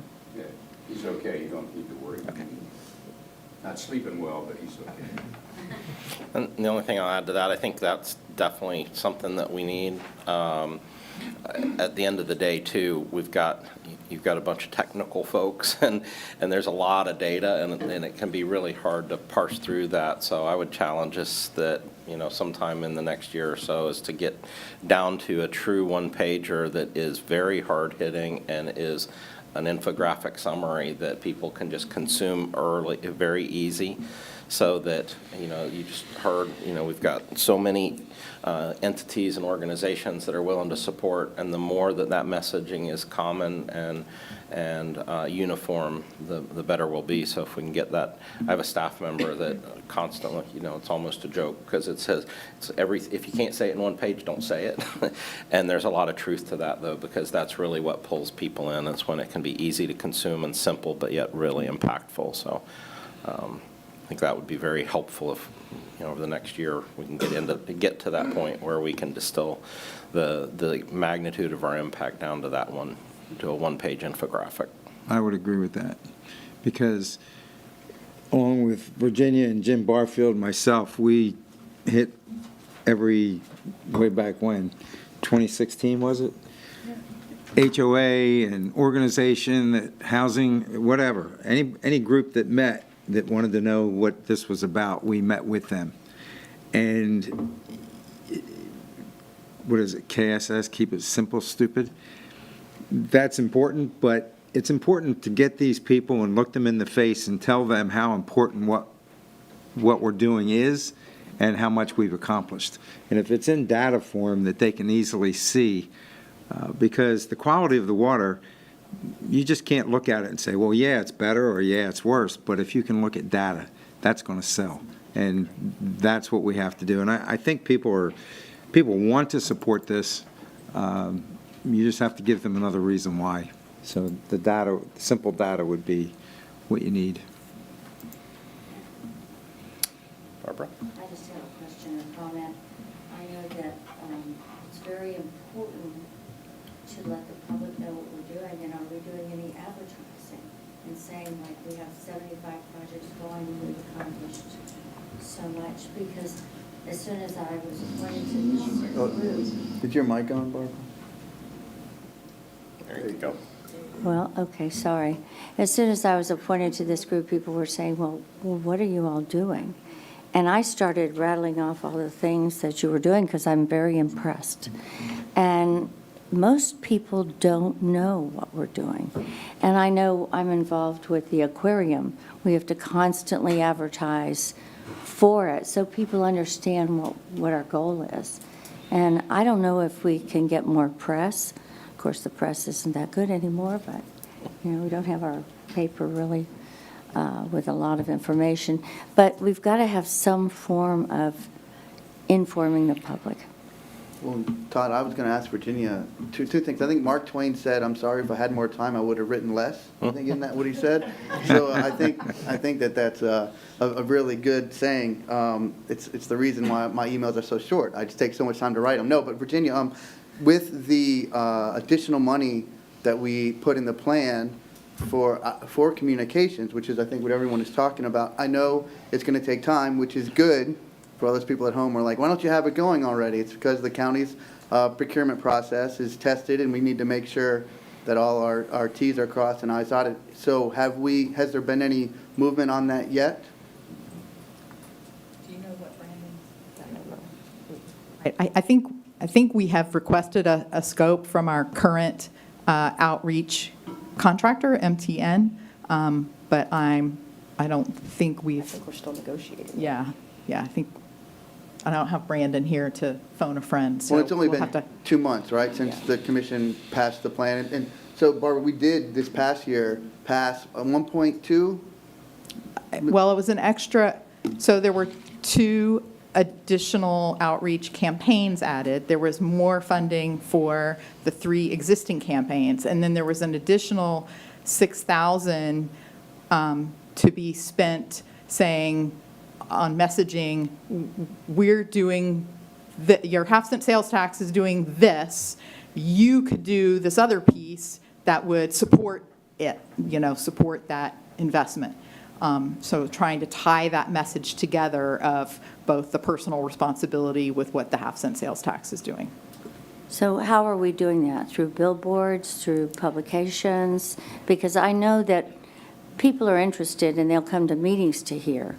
But what about those people that can't come to meetings? We need some type of exposure there. So my question is, how are we doing And that's that? what when we passed the last plan, we not, as Todd said, a lot of people here are numbers or scientists or whatever, so we may not be the best people to figure out how to do that. So Virginia is going to work with getting an RFP or RFQ out to have marketers then say, this is our idea for spending that money, and this is what we'd like to do. So that was the question we asked, is how can we do this best, and where can we spend the money? And so the county process is then to look, we have a current outreach company they're going to give us their their idea, and then we'll see if anybody else does, or whatever the county normally does. Okay, over to Kimberly, and then Bobby, I think you had. I know for fertilizer-specific education, I joined the state coalition that's sponsored through IFAS, University of Florida, last year. So we're working on statewide branding and creating a comparable message that can be disseminated that references all the different ordinances for fertilizer. And Brandon also joined that at the beginning of the year, so he's been attending that regularly. And again, we have state support. It's Seminole, Miami-Dade, Orange, Osceola. So they have a huge marketing campaign that's already been in effect for fertilizer education. So hopefully Brevard will be able to get on board with that for our next season, which should be fall. So we're partnering with them now, but we got into the game late for this advertising session. But it is improving, and there is that connection that's very lucrative that we'll be able to access as well soon. So that's just one component with the fertilizer. All right. So did you say MTN is our current contractor? Yes. And do they do this one? Yes, the 'Cause this- bookmarks, those the- are being distributed The through the bookmarks, but libraries. as well as the website and all of the campaign. All the that Lagoon goes Loyal around website. This campaign, the Save Our Lagoon. And there's a little, where you can find out what you can do. Okay. Yes. One of the other things that we recommended is that on those huge signs that are put out for anytime you're doing a project, that we put this is a sorrel-based project, so that when people see those signs, they identify that it was paid for with sorrel funds. Yep. Was there any advancement in that, like development as far as actual signage? I know there was some conversation about cost and effectiveness and. Yes, we started including it in the contracts with the cities. The zoo's already designed a couple projects for when they have their shell out for staging. So it says restoration in progress, and it's got the Sorrel logo, Brevard Zoo logo, and one other logo on there. And then Melbourne's about to get started with one of their projects, and they're going to put a sign up as well. So it's in the contracts going forward. It is a requirement in there. And the muck. Oh, yeah. Yeah, and we also have some bigger signs we're going to put up for educational purposes describing like the muck projects that are going on, especially at Sykes Creek because it's right there at Kiwanis Island. So people are walking around there and can get more information on the project. That's huge. I would recommend a specific PR blurb about the signage improvements. Just so look for these signs here, look for our logo on your signs. Just one comment that I have as well is, we talk about these methods of getting the word out, and I think any of your marketing data would tell you got a very low hit rate as you get things out macro, but like the logo thing is one of those, a good story of where we're using partnerships, because there's so many partnerships that are already established, whether it's HOAs or whether it's MRC or these other organizations that have reach and that have just a wide variety of connectivity. And so I just continue to encourage us to focus on, that utilizing those relationships, because at least personally, I think the data would support that using those, you're going to have a lot higher hit rate on connectivity. And when you think about the effectiveness of our dollars, which are limited for those initiatives, we're going to see a lot better results translating into actual connection than some of the, more just shotgun type approaches. Eric? Yeah, I just wanted to say thanks, too, for compiling that information on the tourists' contribution to our finances. I guess I was kind of curious as to whether or not that could be tracked so we could see how it's changing as the lagoon improves, and maybe use that to factor into maybe which projects might be more efficient selections in the future based on our ability to raise more funds by increasing tourism dollars rather than focusing exclusively on cost per, pound nitrogen. Any other comments? Bobby? Yeah, I'm not sure how much we're wanting to keep going on this, but I would suggest more like a micro aggressive campaigns, like you're spotlighting specific things. Like, do we have an update on the release of the clam video yet?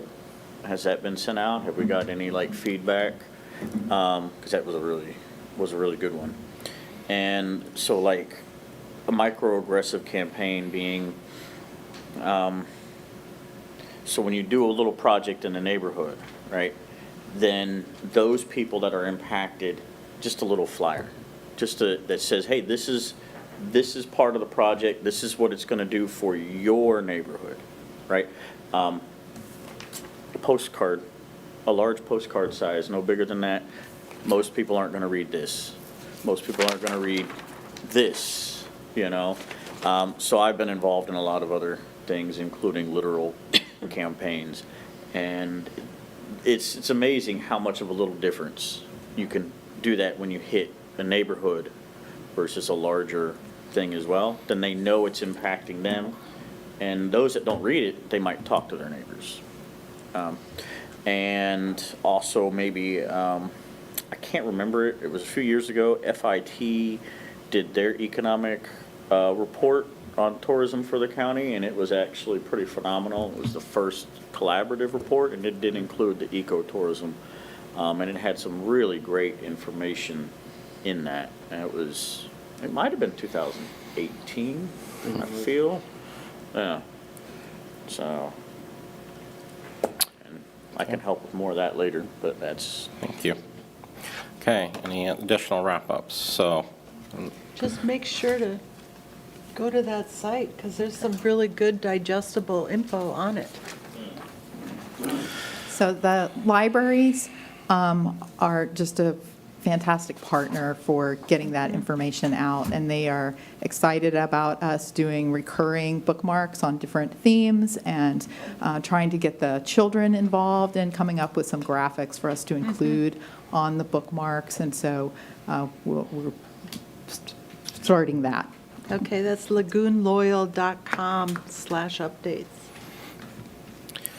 okay, thank you. So Virginia, we don't have Senator Mayfield yet, I don't believe. Okay. Well, I have some information on session if you want me to. We can do that, or I do have 2 public comment cards. Could we take, those are 3-minute snippets, so we could move ahead and take general public comment as a means. Okay, and I apologize, I would normally do a break at about this time, but given the uncertainty on Senator Mayfield, I don't think we'll do that, but if anyone needs to just step out individually, then please do so. But so with that, I'll go ahead and take some general public comment. So the first will be John Scarborough from Melbourne Beach.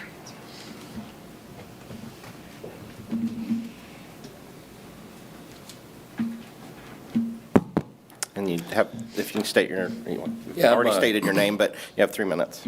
Yeah, good morning. My name is John Scarborough. I'm a resident of Sunnyland Beach myself, along with Steve Hancock, Bill Neighbor, and Jim Hartley. We were members of the Sunnyland Project Steering Committee. Our group was formed to develop and establish a process to remove the muck in the Sunnyland Beach canal system. We'd like to take this opportunity to thank the Citizen Oversight Committee, Brevard County, and Brevard Natural Resources with their assistance in getting this project started. So as a group, our goal is to get this project executed in an efficient and timely manner,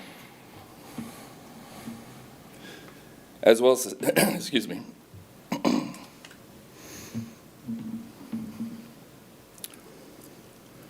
Yes, so our goal is to get the project executed in an efficient, timely manner, as well as establish a repeatable process that other communities can use as a blueprint for future projects.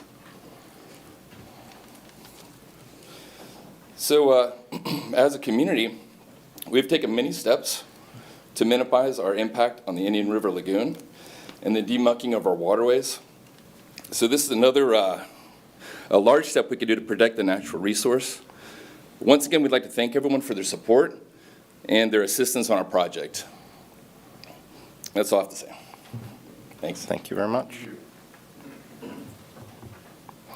And next will be, I'm not sure if I can read this, Norm Channel? Channel. Good morning. Good morning. I've been a resident here in Brevard County for about 60 years, and I have seen the decline of the Indian River Lagoon system firsthand. And I want to commend you all for the job you're doing. First of all, I want to clear up something here. Foam does predate ethanol. We had it in the Navy as a way to put out Class Bravo fires. You know, you talked about graphs and stairways and where we're spending the money, but I want to tell you that I fish once a week. And I fish all the way from Mosquito Lagoon down to Sebastian Inlet. And recently, last week and the week prior to that, I fished Sykes Creek. And I have to tell you something. There's turtle grass there. It's incredible. I saw so many mullet there. More mullet there than I've seen in any of the other places I've been fishing. We saw trout, some of the biggest trout I've ever seen. Redfish, we landed 2, landed a tarpon.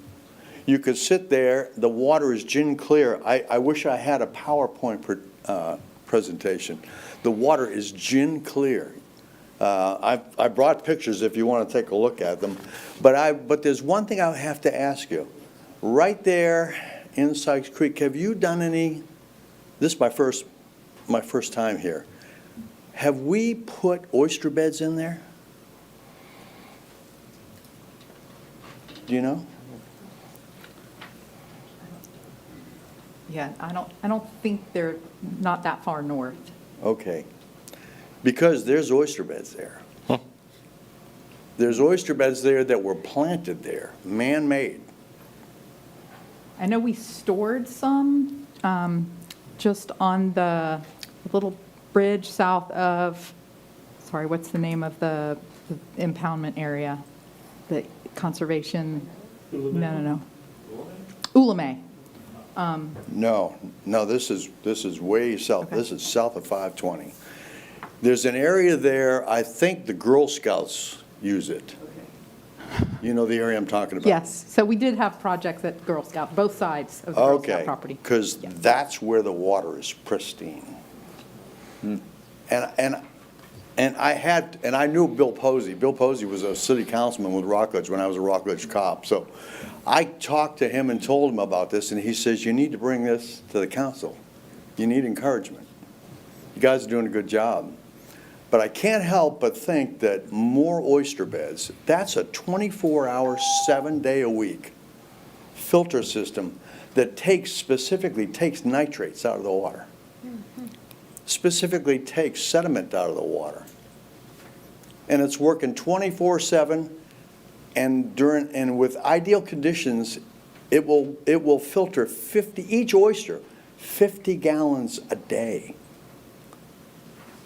Can you imagine? I mean, and I've gone over and fished Cocoa Beach area, which is just, that whole area between Pine Eater Causeway and 520 does not move.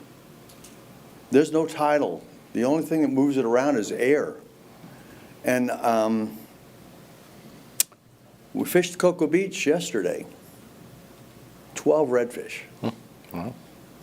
1 trout that was over 30 inches long. Impressive. So it's recovering. But I can't help but think, we talk about where we're going to spend the money. I learned in damage control when I was in the Navy that when you get a hole in the ship, the first thing you do is plug it. Yep. And then you get the pumps down there to residually take the water out. Well, if we could plant oysters up and down the coast in specific areas in conjunction with I was impressed with this ultrasonic deal. Awesome. If we could put oysters in different places, and Bill asked me, he said, you need to go talk to them about this. Well, we do appreciate you coming, and Yeah. appreciate the input that you've provided, and definitely the observations that you've given. So thank you very good. much. Thank you. I just want to thank you. You're doing a good job. Thank you. Virginia? Okay, so I put some information together, which you have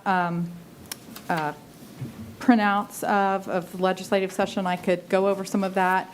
We also have, I think it's about a 3-minute. No, it's a minute. Minute and a half video of the Palm Bay Sustainability Festival that just happened, if you want. Why don't we go ahead and do that, and then after that, if we don't have Senator Mayfield, then we'll go to you, provide an overview. Okay. Logan, the man behind the curtain, will. Today is our first annual Sustainability Fair here at Palm Bay City Hall. The reason we're doing the Sustainability Fair is to create excitement and education around the things that we as residents can do about sustainability in our city to prepare our future for the next generation.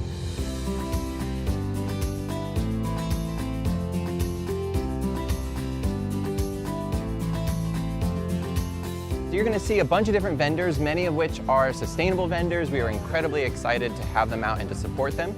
We also got fun and games for the kids. We have our public services out here letting us know what we can and cannot recycle. And we also have some pretty amazing demonstrations showing us how we can reuse the things around our own home. So one of the demonstrations that I'm really excited about is we actually have a water barrel workshop where a bunch of individuals who pre-registered were able to create some water barrels here. But also we have some amazing vendors demonstrating some native plants that grow really well here in Florida and are amazing for our wildlife. So both as the chair of the Sustainability Board and as a long-term Palm Bay resident, it's amazing to just watch our city come together and to demonstrate to ourselves and to the world that we're going to take sustainability seriously and that we're going to use the resources that we have that are limited and use them well.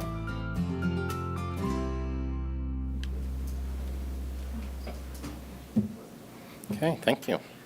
Can I went to that festival, and I've got to tell you, one of the coolest things I saw was there were 2 little girls who got a rain barrel, and it literally was like Christmas Day. Like, they were so happy.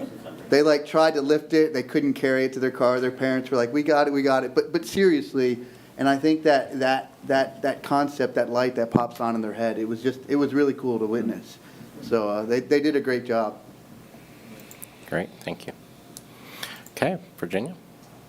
Okay. Well, earlier this year, the governor gave his executive order 23-06, achieving even more for Florida's environment. And one component of that was specific to the Indian River Lagoon, creating a protection program, and it requested at least $100 million annually for water quality improvement projects.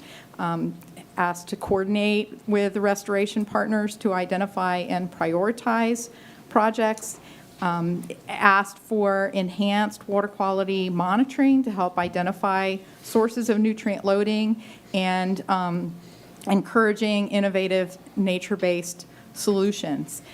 Last week, there was a meeting of a bunch of agencies working on that third bullet, the enhancing water quality monitoring to identify sources of nutrient pollution. The Assistant Secretary of DEP was here, as well as other folks from the Department of Environmental Protection and the Water Management District. And so they are working on that already. This executive order led to the department's bill, which is the next slide, Senate Bill 1632, House Bill 1379, Environmental Protection. It's an enormous document. I printed out just the summary analysis and the 3 pages that are specific to the Indian River Lagoon Protection Program. So you have that language. It is, it's been moving through both the House and Senate with a few little modifications here and there, but it looks like that's going to go through this session. And hopefully the Senator will join us to be able to tell you more. The next one, this this is not my forte, so I just tried to pull the items that I thought were of the greatest interest to this committee. The next one is ratifying rules of the department on septic tank system remediation plans. So a lot of Senator Mayfield's Senate Bill 712 from 2 years ago created, thou shalt do X, Y, and Z. And then the agencies had to go figure out how to do that and how to write the rules to do that. And then those rules have to come back to the legislature for ratification if the costs exceed certain thresholds. And so this is one of those rules coming back for ratification, creating the need for folks to have septic tank remediation plans similar to what we have in the Save Our Lagoon program. And it also ratifies those wastewater treatment facility, the assessment condition requirements to try to reduce the risk of overflows and leaks. Next, there's a bill on seagrass restoration, actually establishing a seagrass restoration technical development initiative within the Department of Environmental Protection in partnership with Marine Lab and University of Florida, and providing a steady source of revenue for them to research what it's going to take to restore seagrasses across the state. Next, the Blue-Green Algae Task Force. A lot of their recommendations were included in legislation that passed last year. This is another piece they're still working on. They tried again for septic inspections every 5 years. That was deleted in a recent amendment. However, there are still provisions to strengthen the basin management action plans and to require monitoring of all projects that are included in those basin management action plans that cost over $1 million. So not trying to monitor everything, but monitor those biggest projects to figure out whether they are performing as well as the engineering and designs anticipated that they would. The next one is on on-site treatment and disposal, so septic systems. This would also create and administer a septic tank inspection program. There's no Senate counterpart to that one. So septic inspections have not been going well this session. Biosolids. This bill had a couple pieces. One is a grants program to encourage or facilitate people converting Class B biosolids to Class A or Class AA biosolids. There was also a provision limiting the land applications of Class B biosolids. That has recently been struck from the bill, but the grants program is still moving forward. And then locally, there is a bill filed by Representative Altman to designate the barrier island of South Brevard as an area of critical state concern. That has moved through all of the Senate committees and the two House. I think it has one more stop in rules, but that looks like that one has moved through with a lot of support. I think we still don't have, okay. There are a few more that I didn't print for you. This Safe Waterways Act requires owners of public bathing places to post and, to test for water quality and post failures. So that doesn't look like it's moving, and there's some others. Do we have anyone? So Yeah, you want to just go to discussion? Yeah, we can go to discussion on this. Do we have any contact in Senator Mayfield's office just to find if she'll be able to join or not? Because I know it's a busy time for them, so it's entirely possible that she's got caught up in a more pressing matter, so.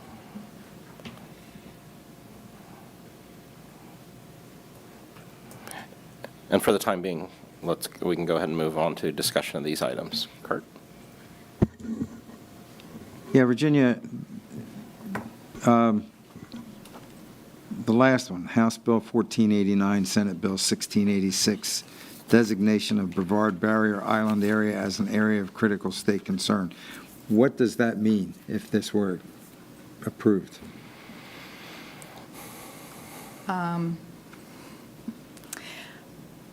I'm not the expert on this, but my understanding is that zoning changes, comprehensive plan changes, permitting development would require state review as well as the typical local review. So it would make it much harder for the character of that community to change from the low-density, high-conservation area that it is now to something more highly urbanized in the future.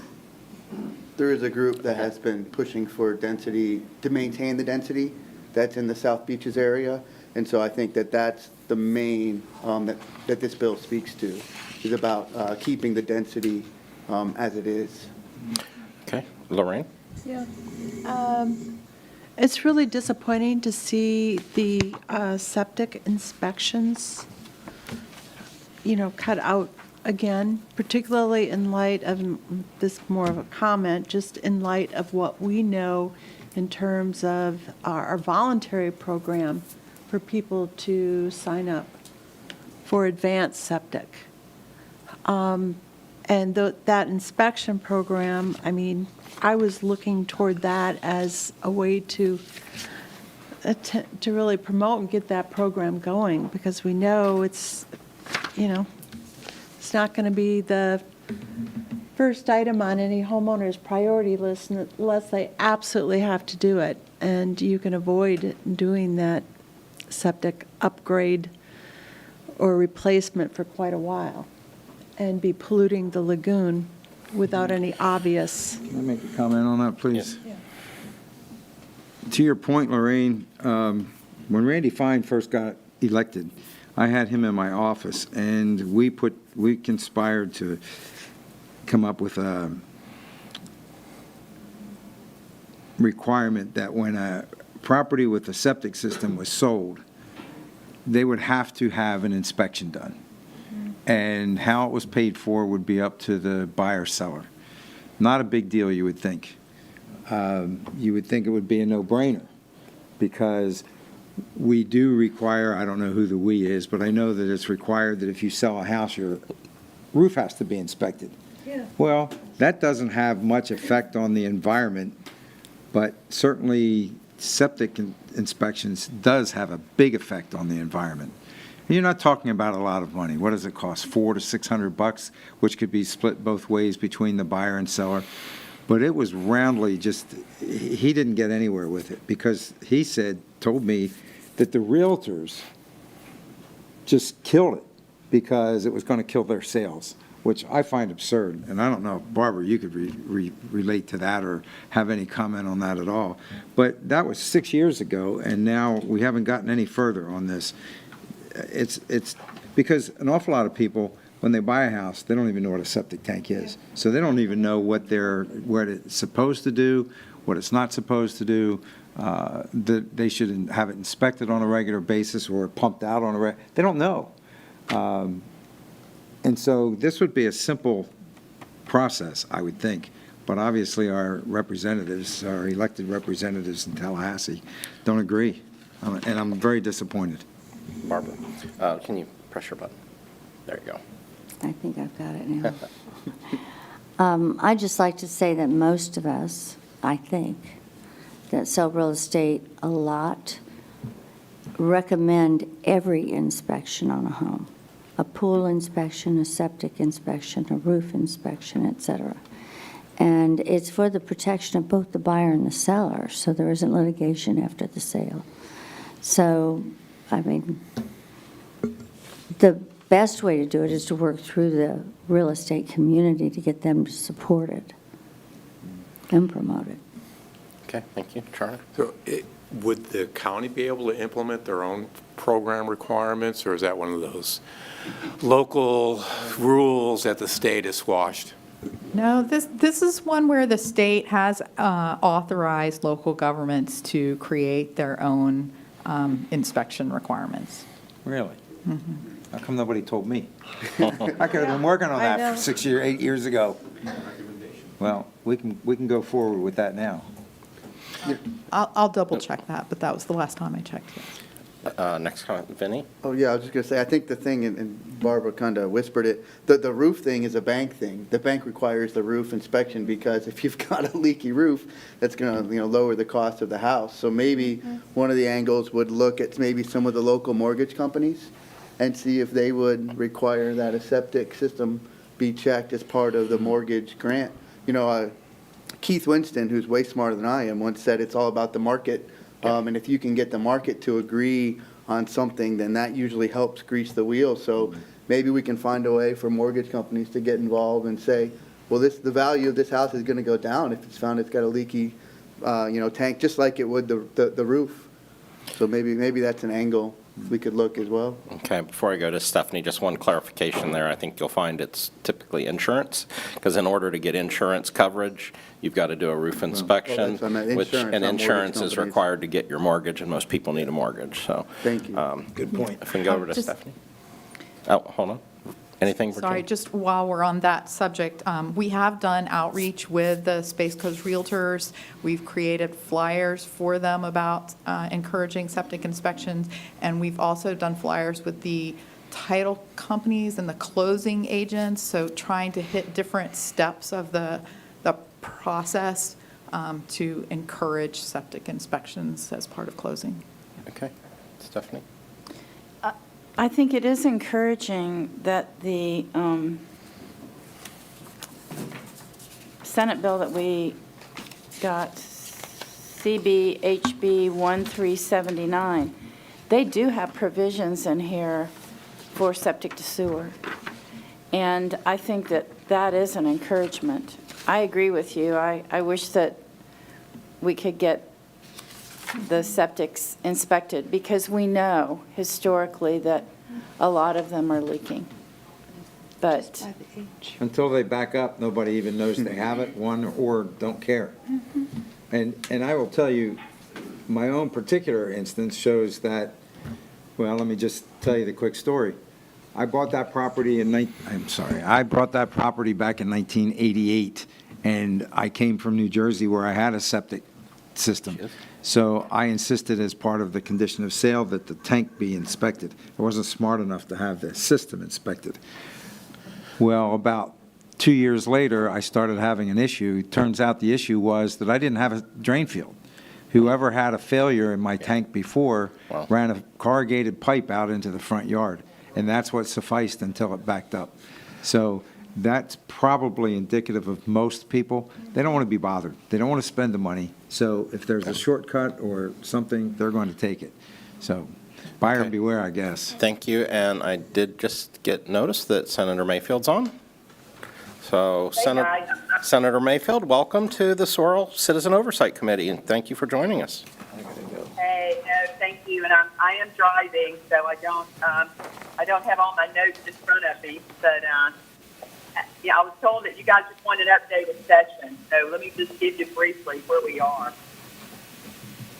Next week is our last committee hearing. Wow, I got a bad feedback. Hold on. Let me see if that's better. Yes. Yeah, no, it's not. Much better. Well, it's better for you, but I still hear my feedback. I think it's because you guys have me on speaker and I'm hearing myself. But anyway, we're in the last weeks of session. Monday, Tuesday, and Wednesday are our last committee hearings for appropriation, rules, and fiscal policy, unless the president calls for another meeting for rules. as House bills are coming over to the Senate from the House. The budget conferencing, we're going to start Monday. We're not that far off between the House and the Senate, so I think that's not going to be a real big issue next week of finishing the budget up and having it on our desk by Tuesday, last week of session, which is week 9. Next week is week 8, and then it'll be week 9. The environmental side of it is going to do very, very well. We have a lot of member projects that are in the budget that Brevard County has asked for when it comes to water quality. One of the other, I'm a little disappointed, is the rule ratification for the stormwater is not going to be able to be ratified this year because you have to have a 30-day notice prior to bringing it to the legislature, and they did not get that done in time. I was actually trying to find a bill to amend that onto, but I was told I couldn't do it because there wasn't a 30-day notice put out, and we're in the last 2 weeks of session. So I did talk to Secretary Hamilton about that, and he is he's assured me that we will be bringing that back next year, and he's going to make it a priority. He was just as disappointed as anything that it wasn't done as anybody else.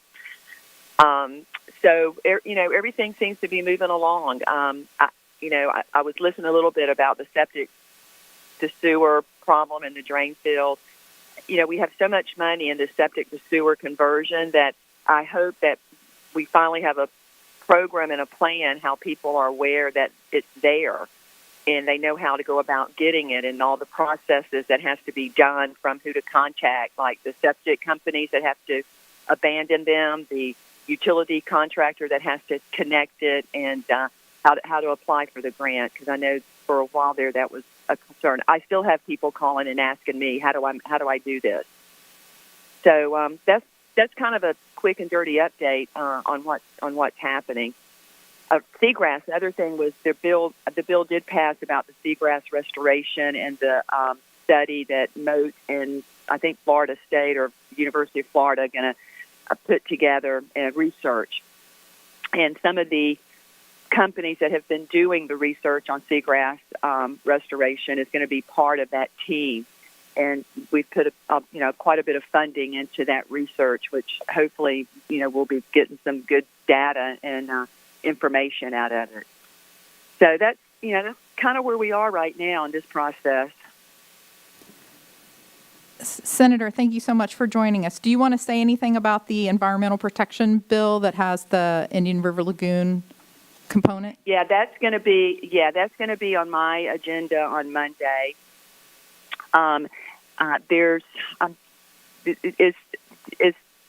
It's pretty simple actually. I think one of the things they were trying to make sure is that if you take into account any development that's being done over there, you have to take into account the impact to the environment. And that includes stormwater runoff, that includes the, water quality, the traffic, evacuation. So that will be heard on Monday. If there's any concerns or amendments, you need to let me know, because Monday is the deadline, today at 1:30 is the deadline for amending the bill. And then after that, it would be considered a late file amendment, which wouldn't be a big deal, but it's always people always challenge a late file amendment. But that's where we were. That's where we are on that. Okay, thank you very much. And if you're okay with fielding a few questions, so let me first make sure that you're okay with fielding a few questions. Sure. Yeah, okay, sure. And I'll open it up if any of our committee members have a question for you. Okay. Is there anyone? Wow, it's a quiet group today. There, Laura Lee, we have one. Please make sure your microphone's on. Hey, Senator Mayfield, it's Laura Lee. Thanks for spending your time with us. My question is about the Forever Florida funding. I think I read last night that it's been dramatically reduced. Is there any chance of getting the full $100 million, or are we looking at $33 million? What are we looking at for Forever Florida funding? Is that which side was that on? Was that on the House side or the Senate side? The I know there was Sen- a difference between the two bills. yeah, the Senate side was 33 million, and I'm not, and it was predicted that the House side would be even lower. Oh, I don't think so. Quite frankly, I don't know what we put in. I don't know. I can't remember what the discussion was on the Florida Forever money. I know a lot of the money is being put into other projects as well. That's part of where these water quality projects are coming from, is from some of that money that normally would go into Florida Forever program. But I will tell you this, there's a big push for land conservation and land purchase, and we're doing that through the I-4 corridor, wildlife corridor, to buy the land and to preserve it. But let me check into that and see where we are on the Florida Forever money at the $30 million, because that doesn't sound right to me. But let me check into it and see if it maybe just went into other buckets for environmental protection. Okay, thank you. Yep, thank you. Stephanie, we have a question? I do. We have been told this morning that the provisions for septic inspections have been removed from all the bills. And I wondered if you had a handle on where that is coming from. What lobbying groups are pushing to have that removed? I do not know. I'll check into that, because that's not something that that I'm aware of. So let me find out about that provision. I know I think Senator Broder had a bill on the septic inspections. Now remember, we're in the process of converting from the county, or I shouldn't say converting, we've already done that. But right now, DEP is responsible for the the quality of the septic tank and what has to be installed, and then we still have DOH that is doing the permitting based on what DEP is saying has to be done.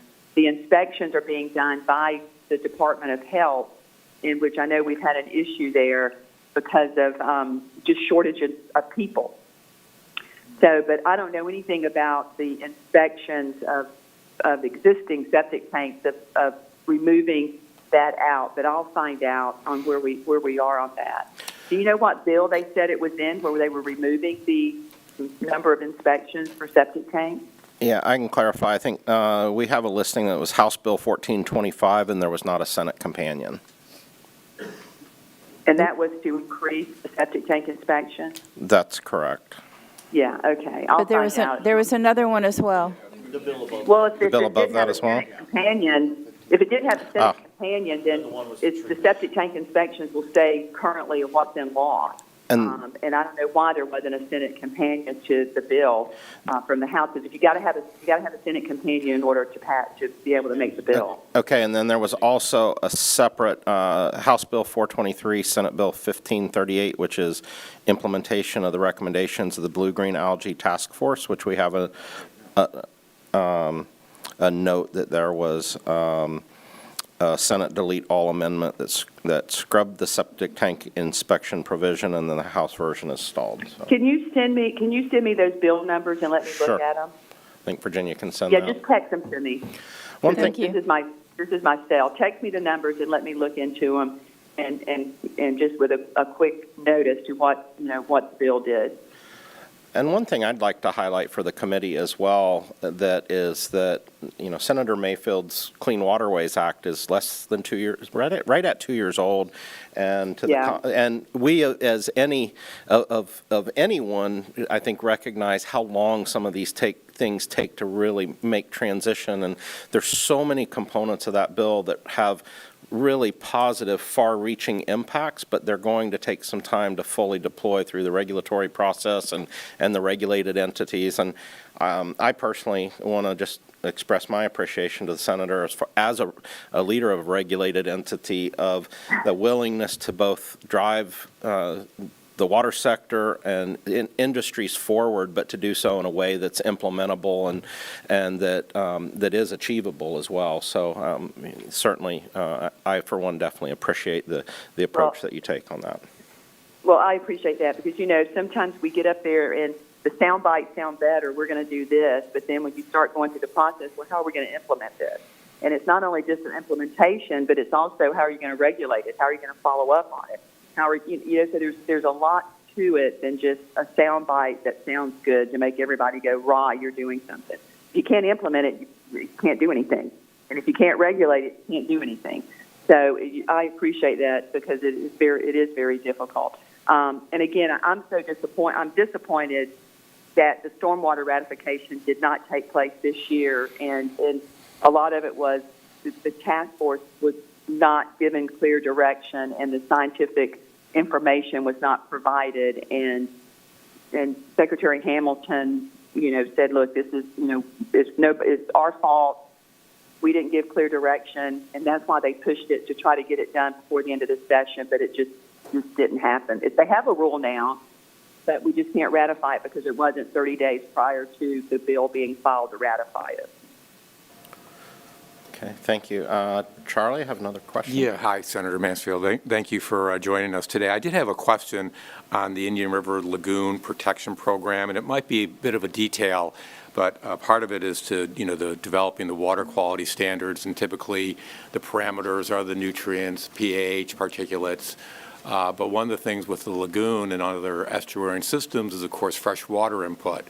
And that's something that is impacting the bivalves that we're trying to put into the lagoon to help with the restoration effort.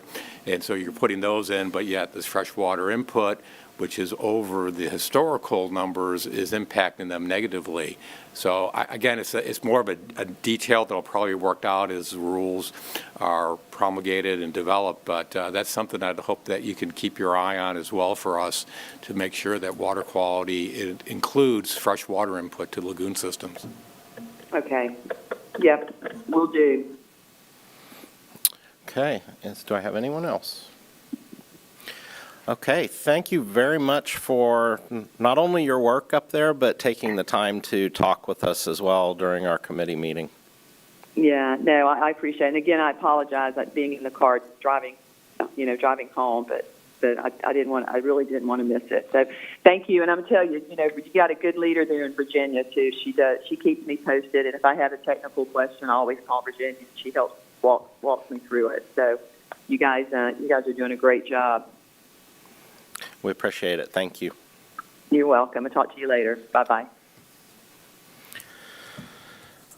Okay, thank you. And I think that has us complete on the agenda with the exception of the general public comment. I took those cards that I had, but we did not yet just open it up if there was any additional comments from the public that we had not already heard.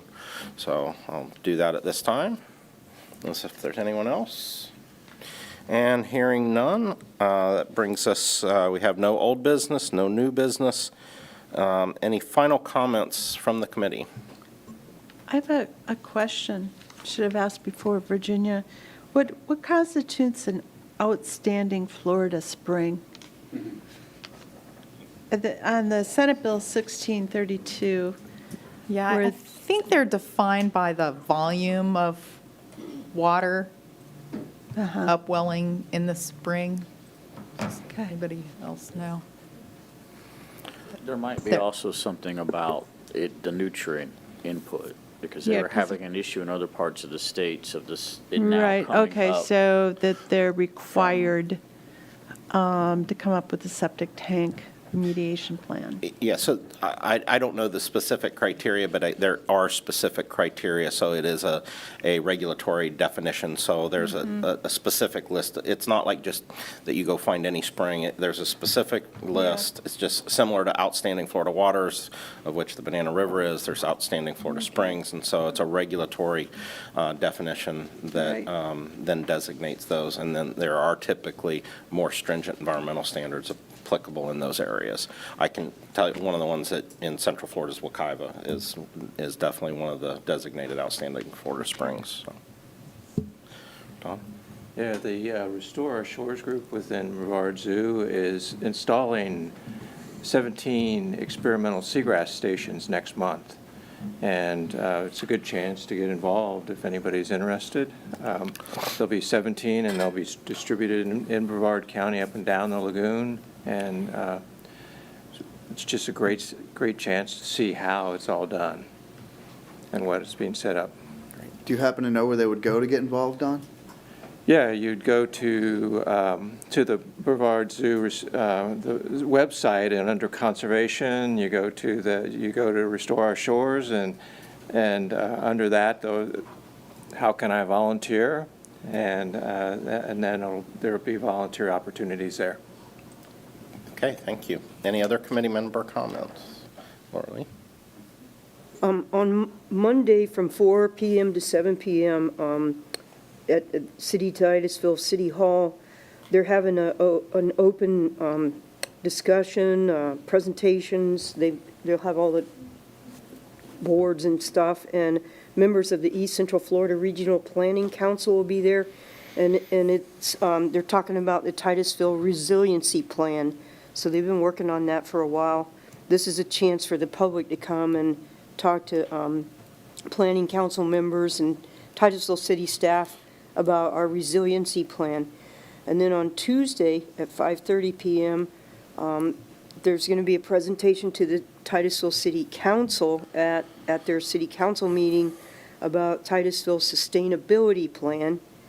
And then on Monday, May 1st at 5 o'clock, also at Titusville City Hall, is a community resiliency educational forum so that homeowners can come and find out what they can do to make their homes more resilient, because of sea level rise. And we're definitely seeing the water coming up. So those are good opportunities. Thank you. Okay, thank you. Anyone else? Terry? Yeah, to the seagrass point, Aquatech over in Tampa has a state contract to do. I think it's 100 one-acre plots all around the state, and I think they've surveyed a couple of locations in Brevard County. I don't know if they've been selected or not. MRC hosted a seagrass assembly, and we're delinquent in getting out the final report, but when that does get finalized, I will make sure that this committee gets a copy of that. And also occurred to me to make sure that Senator Mayfield gets it as well.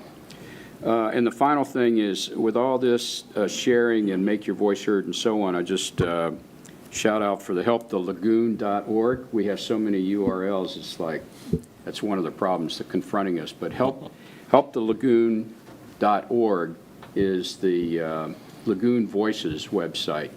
And it is a great repository for information, status of different bills, people you can contact, and an exchange of ideas with other, like-minded folks that are trying to save the lagoon. Okay, thank you. Who manages that site? Is that the coalition? Pardon? Who manages that website that you just mentioned, Culver Lagoon? Who oversees that? Oh, it's the Brevard Indian River Lagoon Coalition. Okay, any others? I just had two. First off, Virginia, can we have some staff at the Titusville Community Forum? Or to talk about, is there any septic to sewer or anything in the city that we could be a resource for? There is, and we just spoke about that at the 75th. I'm not sure. Okay. We have, the county has our own resiliency projects in coordination with the Regional Planning Council. So the Regional Planning Council has been a great hub for coordinating, all the different city and county progress on sustainability and resiliency endeavors. I think it was the community, Laura Lee, didn't you say Wednesday there was going to be a community event, which is separate from the action plans? So Monday is the East Central Florida Regional Planning Council. It's from 4 to 7. Just drop in. If you're interested in resiliency, that would be a good thing to do. It's at Titusville City Hall. And then on Tuesday is a sustainability plan presentation to the City Council. If you get Spectrum, it might be on channel 498, I think, when they show the City Council meetings. You can watch it on TV, perhaps. And then the following Monday, May 1st, that's the Community Resiliency forum. So that's for homeowners or people that are interested to come and find out what they can do to make their homes more resilient or their yards or whatever. That was the one, Virginia. I didn't know if that would benefit us on Monday. We can reach out to the city and see what the agenda is and what would be appropriate. And then the last thing I know, to the gentleman that talked about oysters and the clean grass and everything, and I know we all would love to get oysters everywhere in the lagoon, and so we have looked at areas where the oysters just aren't surviving yet, and so I think that's one of those things that will come once those areas, once we get in with some other projects and the water quality improves enough for the oysters to be able to exist, then I think we will have that 24-hour, 24/7 filtration system. Okay, thank you. Anything, Virginia, from your staff? Yeah. So the only thing I'd like to add, definitely again, Vinny and I had the opportunity to both speak separately to two different groups of the lead Brevard. That was very positive. I will highlight, one of the things that I was able to state there is, for me, I'm an engineer, I like numbers, and when I first got onto this committee, it was like, well, we should just be doing the things that are the best nutrient removal efficiency cost. And I think, back to the oyster comment, one of the truly valuable things of this committee is that the reach is across so many spectrums of potential solutions that we're building that input, that momentum, making those connections to other areas of the community. So as much of the value of the individual projects that we're doing, it's that creating momentum and that galvanizing effect around the community to then bring in other dollars, to bring in that support, so that, because just doing what we're doing is not going to be enough. And so just one thing I'll challenge us to talk about, and I know this was a big discussion early on, but over the next year or so, since Vinny, got me into being this seat, so I've got to make sure I have a thought. I do think it's very important that we're at a time where making sure that we understand how we're being successful and how this translates into extending this program, as well as the power of the voice that we have in, reaching and influencing things like we just heard from Senator Mayfield with things that are policy matters. Early on, when we had our discussions and we set our charter, and it was very narrowed because that was the direction from the county commission that we're oversight for spending these dollars. I would maintain that there is an element that reaches beyond that, only because of protecting the dollars we're spending to ensure that they're not wasted, and wasted by taking actions that are then invalidating them in the years and decades to come. So I would like over the next year for us to have some conversations about what that looks like. And Virginia, you and I can talk about that some, but it's something that I do think is important, that one of the things that we can do is make sure that our positions are very clear about how we're protecting those dollars that we've spent to ensure that they are truly sustainable for the future, whether this program is renewed or not. So that is all I have, and look forward to our next meeting in May, and with that, we'll be adjourned.